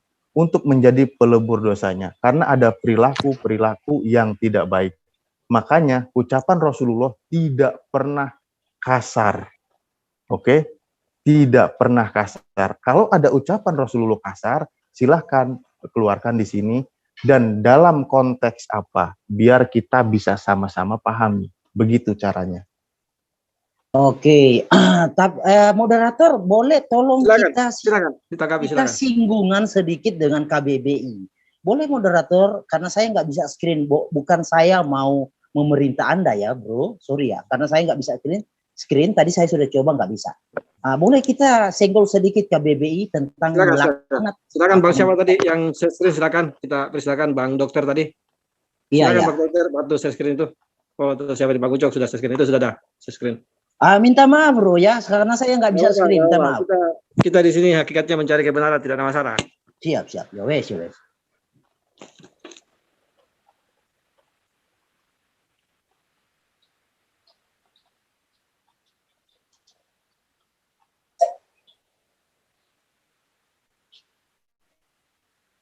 Apa yang melaknat? Laknat. Melaknat itu dalam KBBI itu definisinya apa sih sebenarnya itu melaknat? Nah, ya silakan. Apakah kata-kata pujian, atau kata-kata ajakan untuk makan, atau kata-kata hiburan, atau kata-kata penyemangat? Apa sih arti melaknat ini? Makanya saya ingin tahu dari KBBI. Standar KBBI melaknat ini apa? Penghiburan atau penyemangat atau apa? Kata-kata cinta kah? Atau kata-kata motivasi kah? Mario Teguh kah? Oke, sudah dimengerti maksudnya. Maksudnya begini Bang Alif atau Bang Juma. Ini kalau karena ada kata melaknat, otomatis mungkin tidak mungkin itu kata-kata yang mengajak kepada kebaikan menurut Bang Herdi, karena itu melaknat, artinya mungkin memarahi atau seperti apa. Sehingga bertanya, pantaskah akhlak seorang nabi melaknat seseorang? Meskipun di akhir hadis tadi sudah dijelaskan. Ya silakan Bang Alif. Silakan Bang Alif. Silakan. Saya boleh sedikit Bang? Kita clearkan dulu artinya bro, dalam KBBI. Oke. Kalau bisa. Oke. Ya, sebentar Bang Herdi. Terkait dengan apa yang Anda pertanyakan ya. Jadi ada 2 poin yang sahabat saya harus pahami di sini. Al-Qur'anul Karim di dalam surah Al-Baqarah ayat 61 menerangkan innalladzina kafaru wa matu wa hum kuffar ulaika alaihim la'natullah wal malaikati wan nasi ajmain. Jadi sesungguhnya Al-Qur'an itu memang menggambarkan bahwa orang-orang yang ingkar dan mati dalam kekafiran itu mereka mendapat laknat dari Allah, dari malaikat dan juga dari manusia seluruhnya. Nah, poin ini kemudian izinkan saya mencoba untuk melihat bagaimana sisi kitab sahabat yang banyak kata laknat di dalamnya, itu bertaburan kata laknat ya. Tentang ini ya. Lalu kemudian terkait dengan hadits, di awal tadi sahabat saya, Saudara Alif sudah menjelaskan ketika Rasulullah Muhammad SAW kemudian mengatakan bahwa orang yang aku laknat, jika seorang muslim, maka dia akan menjadikan laknat Allah itu, laknat Rasulullah itu sebagai pelebur dosa dan pahala bagi orang tersebut. Nah, artinya bahwa ketika sahabat saya dimintai, coba tunjukkan di dalam hadits Rasulullah, atau hadits yang manapun yang mungkin Anda bisa jumpai kata-kata kasar dari Rasulullah Muhammad sallallahu alaihi wasallam. Karena di situ diterangkan rajulani fakallama bi syai'in la adri ma huwa fa'adaba. Itu tidak ada mencerminkan perkataan yang tidak senonoh dari Rasulullah. Tidak sama seperti di dalam, mohon maaf, di dalam kitab sahabat, contoh misalnya di Galatia 3 nomor 1, hai orang-orang Galatia yang bodoh. Belum lagi ada orang yang dikatai anjing dan seterusnya, ular beludak dan seterusnya. Rasulullah hanya menggambarkan seperti apa yang kemudian diterangkan oleh saudara Alif, bahwa orang-orang yang kemudian sama seperti saya, ketika memarahi seseorang, memarahi anak saya atau memarahi pengikut saat orang di kantor saya, maka itu adalah merupakan buah untuk dia berubah menjadi lebih baik. Karena Rasulullah mengatakan apa pada saat ditanya oleh Aisyah? Dia menjawab, hai Aisyah, tidak tahukah kamu apa yang pernah saya syaratkan kepada Tuhanku? Bahwa sesungguhnya aku ini telah memohon, ya Allah, aku hanya seorang manusia biasa. Aku hanya seorang manusia. Nah, jika ada seorang muslim yang aku laknat atau aku maki, maka jadikanlah hal tersebut sebagai pelebur dosa dan pahala baginya. Ini doa Rasulullah Muhammad SAW kepada Allah. Permintaan Rasulullah kepada Allah, sehingga apa yang kemudian sahabat saya maknai laknat, ya, dari kata apa yang ada di dalam hadis ini, itu tidak seperti penggambaran sahabat. Karena itulah kemudian Anda akan kesusahan kalau Anda mencari kata-kata kotor yang pernah terlontar dari lisan Rasulullah Muhammad SAW. Anda akan kesusahan mencari itu. Tapi kalau Anda ingin mencari di kitab Anda, wahai anjing, wahai orang bodoh, wahai orang terkutuk, oh banyak bertaburan itu perkataan-perkataan seperti itu. Wanita-wanita pesundal banyak di dalam kitab Anda. Tapi kalau dalam hadis Rasulullah, malah Rasulullah menekankan kepada para sahabat pengikutnya, la takhdab, la takhdab, la takhdab. Itulah hebatnya Rasulullah. Jadi ketika dikatakan laknat di sini, poinnya adalah kata-kata yang menyindir orang tersebut sehingga orang tersebut itu menjadi berubah, menjadi pelebur dosa dan justru menjadi pahala bagi orang yang dimaki tadi, orang yang dilaknat tadi. Ya, saya kira begitu. Sahabat Herdi. Oke, Bang Herdi mungkin mau menanggapi mengenai jawaban, karena mungkin bisa dimengerti bahwa itulah akhlak Rasulullah, sekasar-kasarnya dia bicara, bahkan tidak pernah terlontar kita mendengar ada menjadi pahala bagi orang yang dimarahi. Ya, silakan. Bahkan Rasulullah berdoa kepada Allah sebagai manusia. Oke, kawan saya yang tadi boleh nggak ditampilkan lagi? Nanti kita punya poin, nanti kita dapat suatu poin ya, materi baru atau pengertian baru. Melaknat sama dengan memberi pahala. Ini sesuatu yang baru, sesuatu loh kata Syahrini. Coba bukakan hadis itu ya lagi, bro.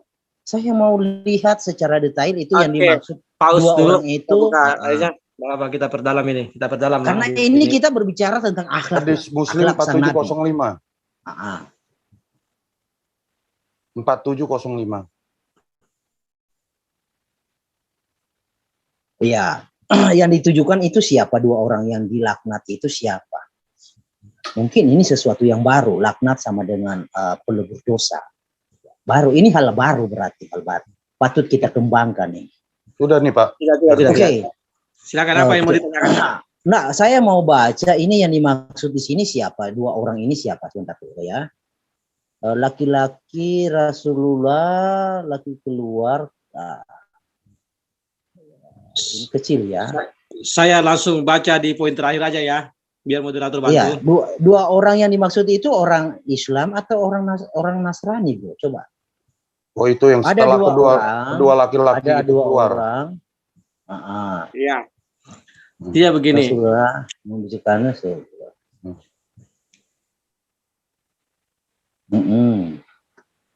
Coba dibaca yang teliti, bro. Tak lama kemudian saya mendengar Rasulullah melaknat dan mencaci mereka.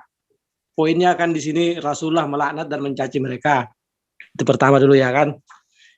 Yang kedua, setelah laki-laki keluar, saya pun bertanya kepada beliau, ya Rasulullah, sepertinya dua orang laki-laki itu tidak memperoleh kebaikan sebagaimana yang diperoleh oleh orang lain. Rasulullah balik bertanya, apa maksudnya ya Aisyah?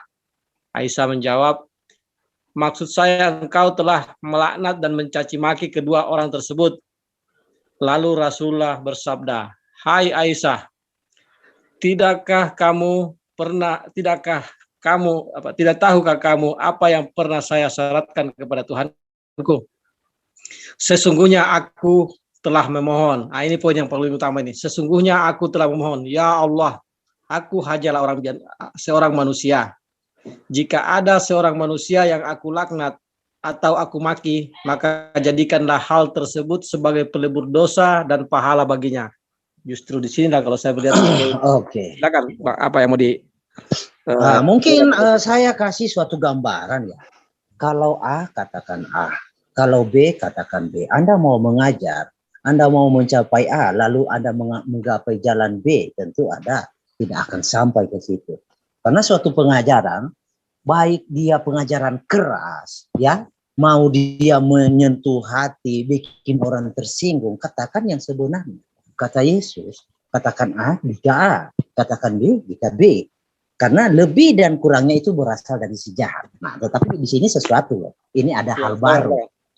Oke, jangan dulu dipotong ya, bro. Sorry ya. Ya. Nah, di sini kata, mungkin kata memaki di zaman sekarang dan di zaman dulu beda. Mungkin ya, menurut kawan-kawan Muslim.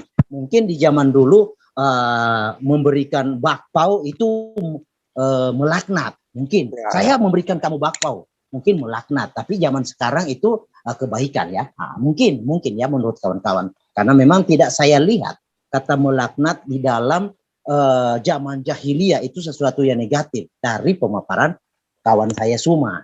Kata mencaci maki, kata memaki itu sesuatu yang baik di zaman jahiliyah itu menurut kawan saya Suma.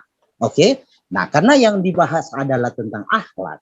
Ya, mungkin akhlak di zaman jahiliyah soal melaknat memaki itu hal biasa. Mungkin itu seperti sudah budaya ya, kemungkinan begitu. Dan itu sesuatu hal yang baik. Mungkin Mario Teguh saat itu jadi motivator kalau ada saat itu di zaman jahiliyah. Motivator yang handal mungkin kalau ada Mario Teguh saat di zaman jahiliyah.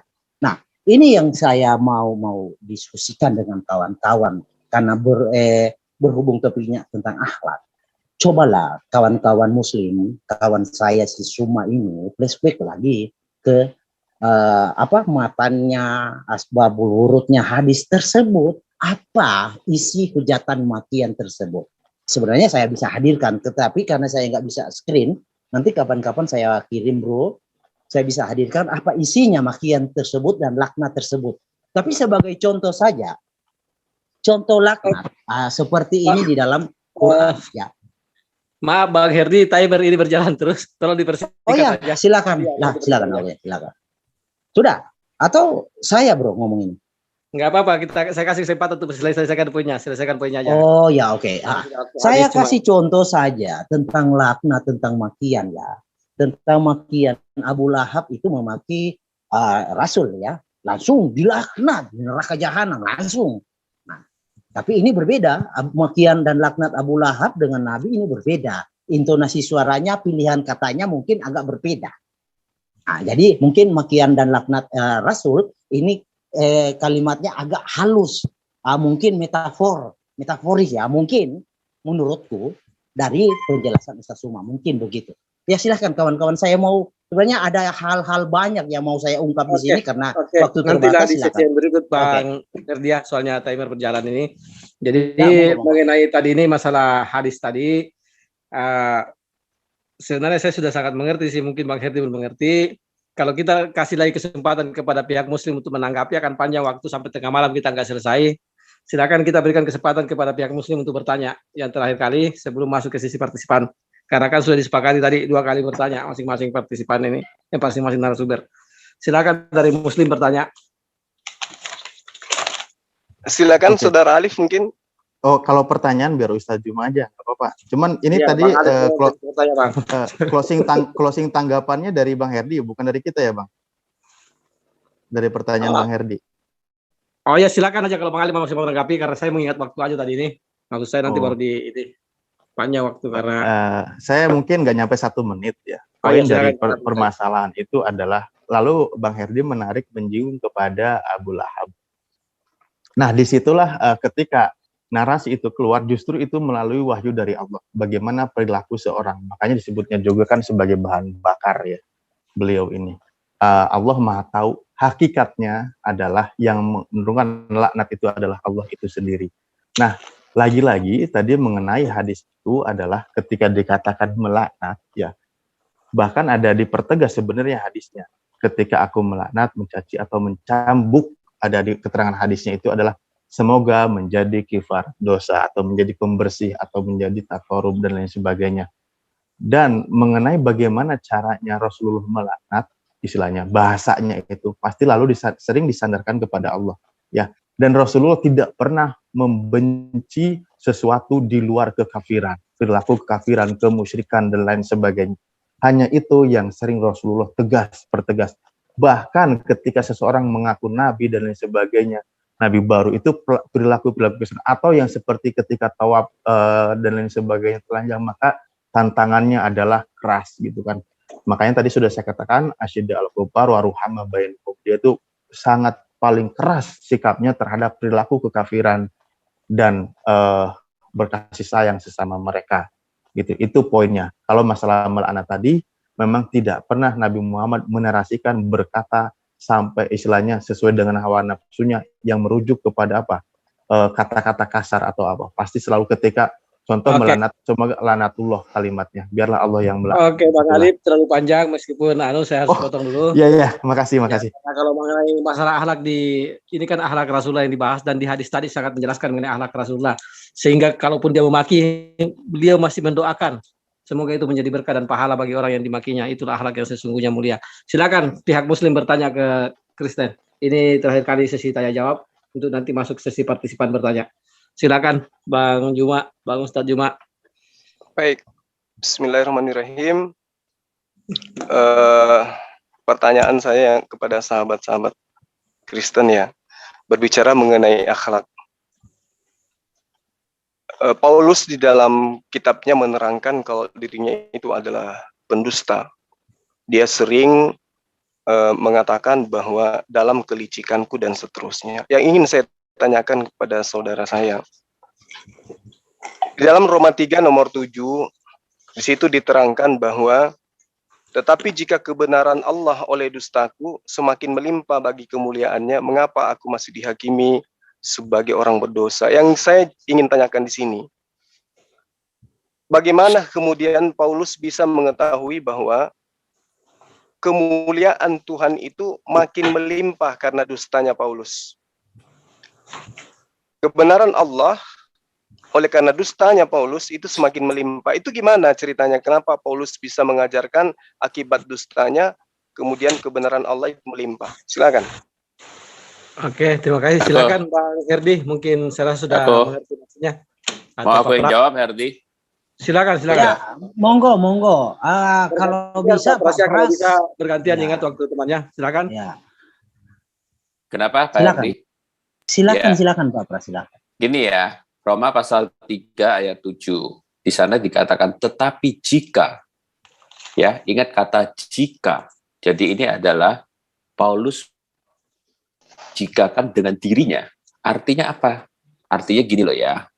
Tuh, ada orang yang ngajarin tuh, andai kata ada sekelompok, andai kata ada apa ya, sekelompok atau ada baginda yang mengajarkan atau raja yang mengajarkan perkosa budak tawanan perang. Nah, itu tuh malah bikin nyata tingginya standar moralitas Alkitab gitu. Jadi oleh sesuatu yang dilakukan oleh manusia yang tidak bermoral, menunjukkan bahwa moral dia dalam Alkitab itu sangat tinggi. Yaitu karena kenapa? Karena di dalam Alkitab, di dalam Ulangan pasal 21 ayat 10 dikatakan bahwa apabila engkau keluar berperang melawan musuhmu dan Tuhan Allahmu menyerahkan mereka ke dalam tanganmu dan engkau menjadikan mereka tawanan, engkau melihat seorang di antara tawanan itu seorang perempuan yang elok sehingga hatimu mengingini dia dan kamu mau mengambil dia menjadi istrimu, maka haruslah engkau membawa dia ke dalam rumahmu, perempuan itu harus mencukur rambutnya, memotong kukunya, menanggalkan pakaian yang dipakainya pada waktu ditawan, dan tinggal di rumahmu dan menangisi ibu bapaknya sebulan lamanya. Sesudah demikian, bolehlah engkau menghampiri dia dan menjadi suaminya, bukan diperkosa ya, tetapi menjadi, dan sehingga ia menjadi istrimu.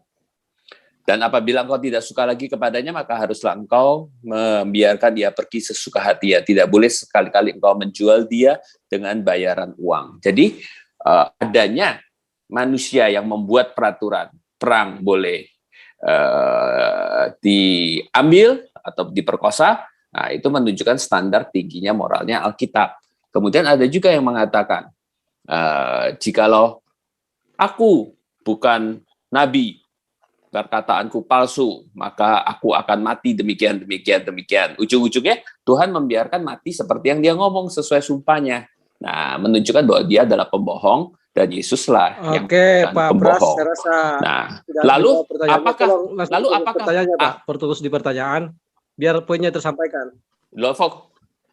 Iya, jadi jika oleh dustaku, jika oleh oleh kesalahanku, oleh kesalahan manusia, yaitu seperti Baginda tadi melakukan kesalahan, boleh memperkosa tawanan perang. Nah, Tuhannya dimuliakan, yaitu apa? Karena firman Tuhan mengajarkan sesuatu yang berbeda dan standarnya moralnya lebih tinggi. Jadi, baik. Bang, sedikit saya koreksi sedikit. Lalu saya boleh tunjukkan data bahwa lalu apakah saya minta data kepada saudara terkait dengan apa yang Anda katakan Nabi memperkosa budak tawanan perang. Ada nggak datanya? Saya nggak ngomong Nabi. Nanti saya bawa datanya. Saya ngomong gitu ya? Nanti saya bawa. Silakan lanjut Pak. Saya nggak ngomong Nabi. Saya bilang seorang raja. Saya nggak pakai ke arah agama manapun ya. Saya pakai ke andai kata ada seorang raja di zaman dulu mengajarkan bahwa. Silakan lanjut. Iya. Maaf Pak Pras, saya moderator. Saya mengerti apa yang dijawabkan ini. Saya tidak mengerti Pak Pras ini menjawab apa yang ditanyakan. Iya, saya juga demikian. Supaya waktu ini kenapa kemudian kebohongan Paulus itu bisa dijadikan sebagai sebagai tujuan untuk mengatakan bahwa kebenaran Allah itu melimpah dengan adanya kebohongan Paulus. Ya, jadi gini. Kasih Paulus dia itu mengandaikan dirinya. Jadi Paulus itu mengandaikan dengan dirinya, bukan pakai contoh orang lain. Jika bukan beneran dia, jika yaitu saya kasih contoh, oleh dosa manusia, kemuliaan Allah makin dinyatakan. Yaitu contohnya kalau ada seorang raja yang memberikan perintah bahwa boleh perkosa budak tawanan perempuan, tetapi di Alkitab Tuhan menyatakan bahwa memperlakukan tawanan seperti itu. Jadi dosa perbuatan manusia di dalam yang dilakukan oleh raja itu adalah sesuatu hal yang buruk, dan itu menyatakan bahwa kebenaran Tuhan di dalam firman-Nya adalah nyata. Kita sudah ngerti maksudnya, gitu silakan ditanggapi lagi Pak. Tapi itu bukan berarti bahwa kemudian yang melakukan dosa itu tidak dihakimi, tidak berbicara itu. Oke, Bang Juma, saya tidak mengerti poinnya. Silakan mungkin Bang Juma ngerti, ditanggapi aja langsung. Iya, jadi yang saya tanya di situ kan jelas datanya bahwa Paulus mengaku jika kebenaran Allah oleh dustaku. Nah, coba Anda pahami kalimat ini. Jika kebenaran Allah oleh dustaku semakin melimpah, berarti Paulus ini mengajarkan dusta yang kemudian menyebabkan kemuliaan Tuhan itu makin melimpah. Mungkin di-share dulu dalilnya, ayat berapa itu, Bang? Silakan. Sedikit saya tambahkan ya. Ya, Herdi udah ngerti poin gue ya. Ya. Saya sudah paham, tapi ini memang Bro Suma harus dikasih analogi. Seperti saya tadi Bro Suma ya. Kita tampilkan dulu. Silakan Bang Ucok, kita tampilkan Galatia berapa, Bang? Bukan Galatia, Roma pasal Galatia pasal Roma 3 ayat 7. Oke. Seperti saya sudah membawakan suatu data tadi tentang ini kebalikannya ya, posisi saya membawakan data ya. Pertama kita baca dulu ya, biar saya baca dulu, sabar Bang Herdi. Iya, silakan. Mana nih? Tetapi jika kebenaran Allah oleh dustaku semakin melimpah bagi kemuliaannya, mengapa aku masih dihakimi lagi sebagai orang berdosa? Nah, artinya silakan diartikan dulu dari ini ya. Saya tidak mengartikan. Di situ posisinya dia sedang ada lawan bicara, ya kan? Tetapi dia sedang berbicara dengan seseorang, ya. Tetapi jika ya kemuliaan Allah oleh karena dustaku, mengapa lagi saya dihukum, ya kan? Itu dia sedang berbicara. Nah, saya kasih contoh seperti tadi, saya bawakan data. Saya bawakan data suatu kebenaran, data hadis ya, tentang laknat dan mengutuk.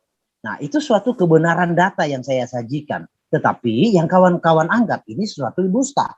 Ya kan? Seperti itu caranya. Cara menganalisa. Jangan dibalik, Bang. Bukan, iya, ini memang betul. Ini kebalikan, tapi alur ceritanya seperti itu. Jadi sesuatu yang tidak dia maksudkan dianggap seperti dimaksudkan, begitu. Jika kebenaran Allah oleh dustaku semakin melimpah, artinya karena dustanya seorang yang berbicara entah Paulus atau siapa, maka kebenaran Allah akan melimpah. Bagaimana maksudnya nih? Iya, itu yang saya maksud. Iya, tadi kan itu. Ya, jadi kan sudah dijelaskan berkali-kali. Ini dikatakan Artinya, jika Allah akan melimpah jika seseorang berdusta. Bukan, tetapi adalah perbuatan dosa manusia itu ada aspek di mana perbuatan dosa itu menyatakan kebenaran Allah seperti yang tadi yang saya katakan dengan contoh seorang baginda memerintahkan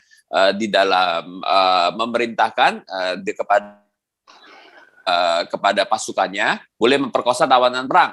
Nah, itu kan adalah perbuatan dosa kan, perbuatan lay kan, sesuatu perbuatan yang buruk kan. Nah, itu menyatakan kemuliaan Tuhan apa? Kenapa? Karena ajaran Tuhan di dalam Alkitab berbeda gitu. Jadi dosa manusia seperti yang dilakukan oleh raja itu dengan peraturannya itu adalah sebuah dosa. Nah, itu menyatakan kemuliaan Allah gitu. Kenapa? Yang memuliakan Allah bukan perbuatan dosa itu, tetapi adalah karena di dalam Alkitab mengajarkan sesuatu yang berbeda.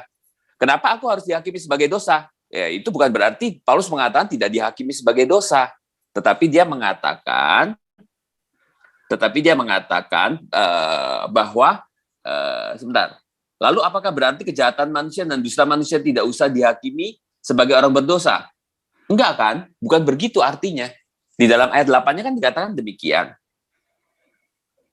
Ya, bukankah tidak benar fitnah yang mengatakan bahwa kita berkata marilah kita berbuat jahat supaya yang baik timbul daripadanya. Orang semacam itu sudah selayaknya mendapatkan hukuman. Jadi itu bukan berarti bahwa kejahatan dan dusta manusia tidak usah dihakimi lagi. Tetap akan dihakimi. Tapi manusia punya kelemahan, dosa itu menyatakan kemuliaan Allah karena sifat Allah tidak seperti itu. Allah menyatakannya di dalam firman-Nya. Begitu loh. Hanya Paulus mengajarkan dusta atau apa? Bukan. Paulus mengumpamakan dirinya. Oke. Jadi tertawa ya, mohon maaf ini saya mencoba untuk mengerti apa yang jawabannya. Bisa diulangi sekali lagi mungkin masih ada waktu ini saya rasa supaya saya bisa mengerti mengenai. Silakan Bang. Ya, jadi yang ayat tadi Roma 3 nomor 7 itu kebohongan Paulus kemudian melimpahkan kebenaran membuat kemuliaan Tuhan itu melimpah. Kenapa? Karena memang yang dijajakan kemudian itu hal-hal yang tidak berkesesuaian dengan ajaran yang diajarkan oleh Yesus. Contoh 1 Korintus 15 misalnya. Sengat maut adalah dosa dan kuasa dosa adalah hukum Taurat. Ini senantiasa selalu orang diajak untuk meninggalkan aturan Tuhan. Hukum Taurat itu aturan Tuhan, tapi Paulus menganggap bahwa itu adalah kutuk dan seterusnya. Inilah yang kemudian Bang. Oke, silakan. Kasih. Aku jawab yang terakhir kan. Enggak usah Bang, sudah cukup waktunya. Enggak usah ditanya, enggak usah jawab. Enggak usah jawab. Sudah ini memang sangat sulit sekali dimengerti. Karena itu adalah sebuah pembalikan-balikan. Paulus kan orang pintar. Oke, silakan. Iya, oke. Salah. Ini kita masuk ke sesi partisipan bertanya. Pak, 3 orang dari Kristen. Silakan Pak Kaisar, siapa-siapa yang maju. Ya, dari pihak Kristen pertama yang sudah angkat tangan nih kan Pak Dokter. Pak Dokter Dokter dokter ini, dokter siapa? Dokter yang angkat tangan ini lah, spesialis. Oh, dokter yang angkat tangan ya. Coba saya Oke, satu. Pak Langit gimana? Bersedia Pak Langit? Pak Langit, open mic-nya. Halo Pak Langit, mana nih? Dilanjut Pak, lagi makan saya. Tapi nggak apa-apa urutan kedua Pak, atau urutan ketiga bisa Pak. Boleh, Daftar dulu. Boleh. Urutan ketiga ya Pak ya, pertanyaannya. Nanti TikTok Pak dengan narasumber Pak. Halo. Sorry saya kepental tadi bro. Waduh, kenapa sinyal Pak Malikil? Dibikin pause lagi Pak. Hujan di sini. Ya oke. Yang kedua Pak siapa tadi? Pak siapa? Pak Langit. Kedua belum, ketiga justru itu urutan ketiga sama Pak Dadru ya. Pak Dadru oke, yang angkat tangan Dadru Pagit. Ini sudah pada sesi yang mana bro ini? Partisipan Pak partisipan. Malikil. Oke. Jadi partisipan nanti berdiskusi TikTok dengan narasumber. Nanti Pak Malikil dengan partisipan Muslim. Jadi udah Pak ya, Pak penunggang kuda, Pak Dokter. Oke, tiga dari Kristen itu pertama Pak Dokter spesialis, yang kedua Pak Dokter Tegit, dan ketiga Pak Langit ya. Oke, siap. Itu dari Muslim juga 3 orang. Nanti yang pertama Bang Anas, yang kedua kita tadi tapi sudah turun resenya tadi saya mau Bang Budak Angon, yang kedua Bang Gemah. Yang ketiga siapa ini yang kita Bang Budak aja saya ke Kamota aja kan. Mungkin Kamota tanya sesuatu. Iya. Jadi 3 ya yang dari Muslim yang bertanya, yaitu yang pertama Bang Anas, yang kedua Bang Gemah, yang ketiga Tuan Moto. Kita berikan kesempatan pertama dulu ke pihak Kristen yang bertanya. Timer dibikin 10 menit. Ini aturannya silakan sama seperti tadi, boleh saling menyanggah jawaban dari narasumber. Silakan Pak Dokter spesialis sudah siapkah? Tes vokal dulu. Dokter spesialis tes vokal dulu. Tes suara Pak Dokter. Halo. Pak Dokter. Halo Pak Dokter. Halo Pak Dokter. Halo. Oke. Saya tadi di mute ya, nggak bisa buka soalnya. Iya, ini udah dengar belum? Udah dengar. Ya. Nanti berikutnya yang ini dibuka dulu mute-nya baru ditanya ya. Ya, jangan ditutup mute-nya Pak Dokter ya selama bertanya. Itu nanti Pak Dasar yang akan ini. Silakan Pak Dokter, Anda boleh bertanya. 10 menit ya? 10 menit atau berapa? 10 menit waktunya. 10 menit waktunya. Jadi 10 menit ini TikTok Pak dengan narasumber Pak ya. Jadi begini, Anda bertanya, narasumber menjawab. Jika merasa ingin menanggapi, silakan ditanggapi. Jika merasa cukup, silakan bikin pertanyaan baru selama 10 menit waktunya itu. Silakan. Oke, siap. Ya. Selamat siang, selamat malam teman-teman semua ya. Ini topik yang menarik karena ini salah satu topik yang membuat saya murtad dari Islam 15 tahun yang lalu ya. Nah, saya mau tanyakan tentang yang cukup menarik ya, tentang At-Tahrim 1 ya. At-Tahrim itu surat 66 ayat 1. Saya bacakan untuk terjemahannya. Hai Nabi, mengapa kamu mengharamkan apa yang Allah halalkan bagimu? Ya, ini sebuah teguran ya. Kamu mencari kesenangan hati istri-istrimu dan Allah Maha Pengampun lagi Maha Penyayang. Nah, kalau kita baca asbabun nuzulnya ya, itu dari Imam Al-Hakim dan Anasai meriwayatkan dengan sanad yang sahih dari Anas bahwa suatu hari Rasulullah menggauli seorang budak wanita miliknya. Aisyah dan Hafsah lantas terus-menerus memperbincangkan kejadian tersebut sampai akhirnya Rasulullah menjadikan budak itu bagi diri beliau tidak akan lagi digauli. Allah lalu menurunkan ayat ini. Nah, pertanyaannya, menggauli itu sebuah akhlak yang mulia atau akhlak yang apa ya? Menggauli budak ya, bukan menggauli istri. Tentu kalau menggauli istri. Kita sudah mengerti maksudnya. Tentunya sebentar Pak, belum selesai Pak, belum, jangan dipotong ya Pak. Tentunya kalau menggauli istri kan memang boleh ya. Tapi kalau ini kan menggauli seorang budak wanita miliknya. Iya, Ya ya, kan? sudah paham maksudnya, sudah paham. Iya, ya, maksudnya. oke. Silakan dijawab. Siapa yang ingin menjawab silakan ya. Ini menyangkut Al-Quran. Pertama harus dijelaskan dulu mengenai arti dari Al-Quran ini. Silakan narasumber Muslim. Silakan. Jelaskan dulu mengenai surah ini. Oke, Ustadz Juma, mau duluan? Bang Juma. Bang Alif, sorry. Silakan Bang Alif, silakan. Oke, baik, terima kasih. Ini ada yang share screen ya? Bang admin ya. Baik, terima kasih. Pak penanya, ya. Anda sudah murtad, pilihan Anda silahkan. Kalau Anda poin kemurtadan ada di pertanyaan ini hal yang salah satu Pak, saya bilang tadi salah satu Pak, jangan di-framing ya. Tolong ya. Iya, terima kasih. Ya, begitu bagus. Iya, bagus. Oke. Anda memahami di sini siapakah? Oke, itu kan di penafsiran, ya. Anda asbabun nuzul Pak ini Pak, asbabun nuzul yang kita baca Pak. Iya, betul. Itu kan asbabun nuzul pun ada beberapa pendapat. Saya tidak akan mempermasalahkan itu, ya. Baik, terima kasih. Budak di situ siapa? Adalah Maria Al-Qibti. Maria Al-Qibti siapa? Adalah hadiah dari kerajaan Koptik Mesir ya. Dan tentu di situ adalah ya budak juga yang menjadi istri Rasulullah dalam suatu kisah. Oke? Ya, beliau adalah istri Rasulullah. Ini dalam Maria Al-Qibtiyah ini adalah salah satu istri Rasulullah. Ini TikTok kan? Kalau TikTok begini Pak, kalau TikTok begini, coba kalau memang itu istri, lalu kenapa Hafsah dan Aisyah itu protes?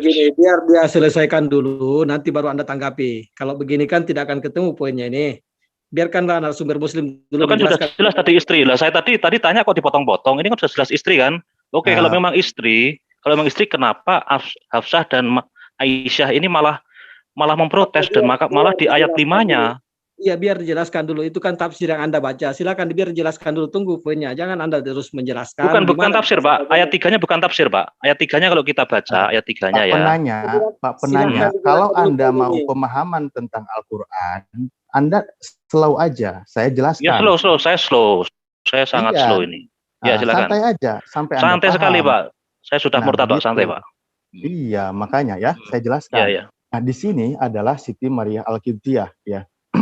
Dan beliau ini adalah dalam satu kisah bahwa beliau ketika terjadi kecemburuan di situ, beliau sudah mulai mengharamkan hadiah itu dan Allah menegurnya, jangan engkau haramkan apa yang Allah halalkan.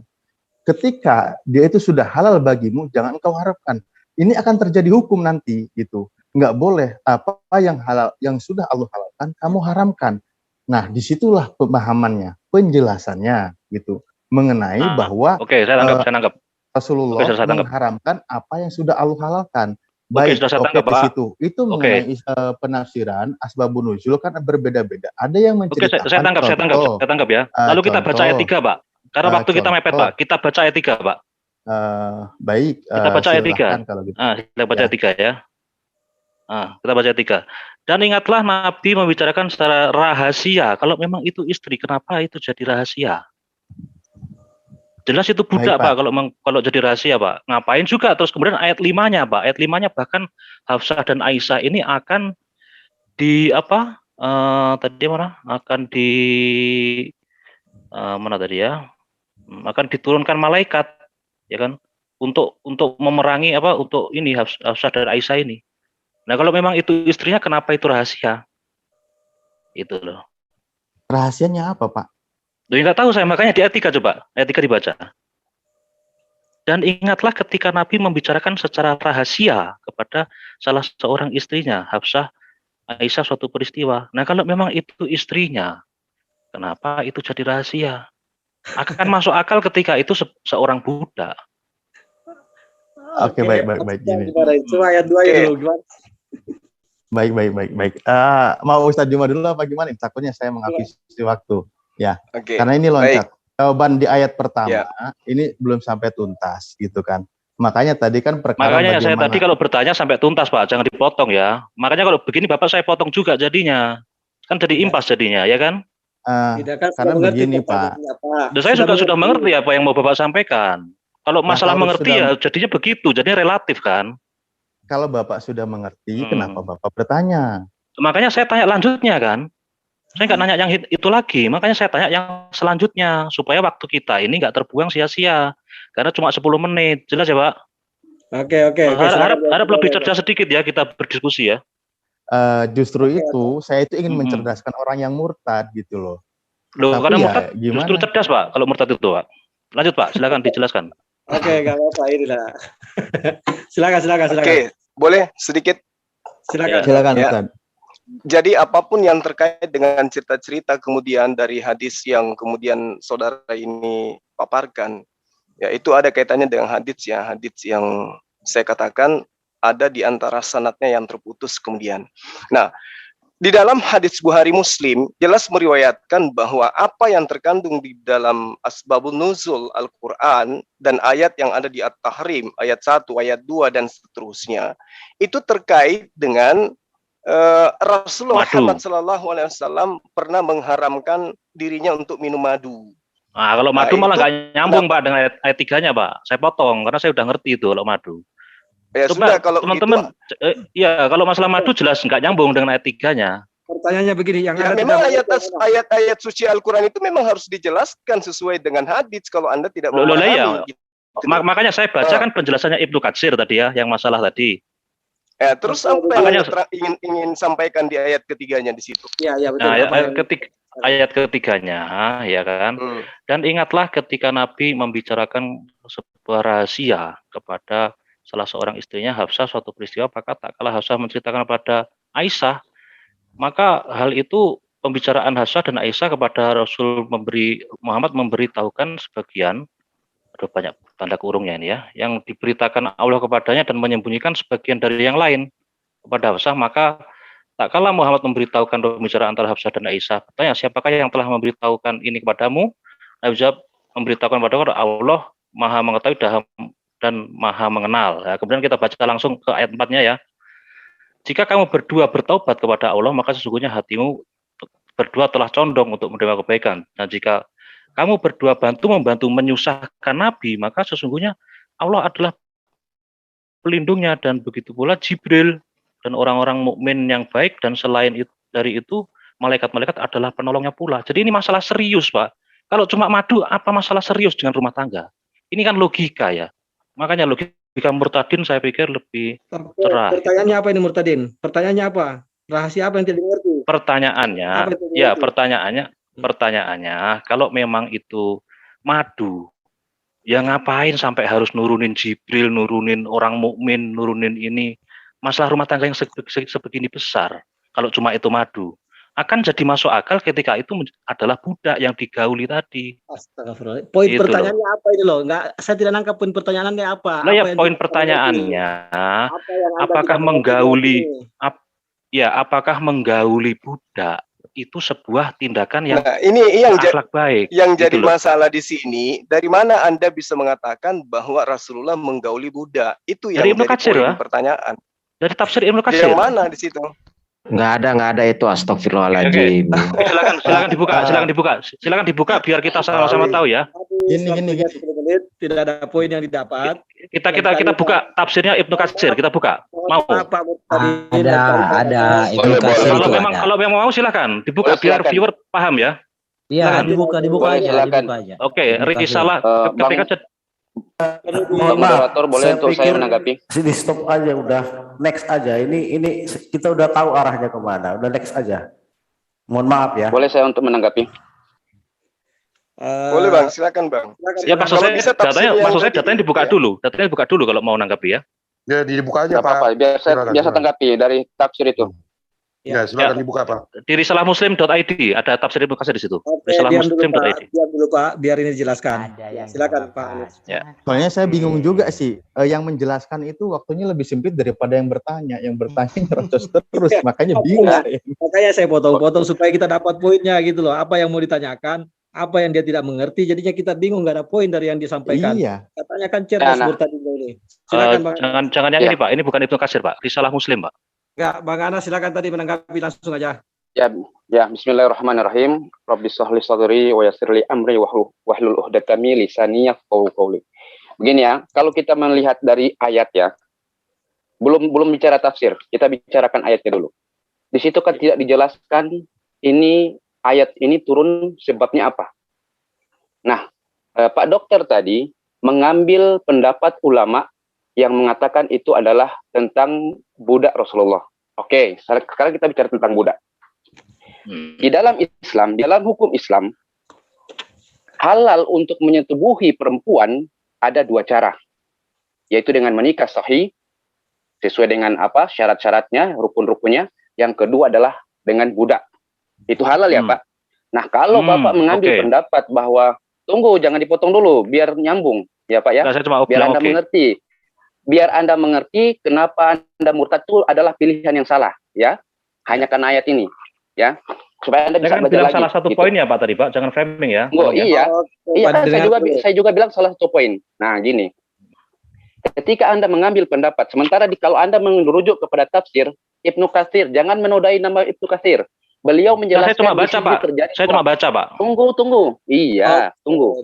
Ya, Pak. Ada dua di situ dijelaskan oleh Ibnu Katsir bahwa ada dua pendapat yang timbul dalam menafsirkan ayat ini tentang pengharaman, ya.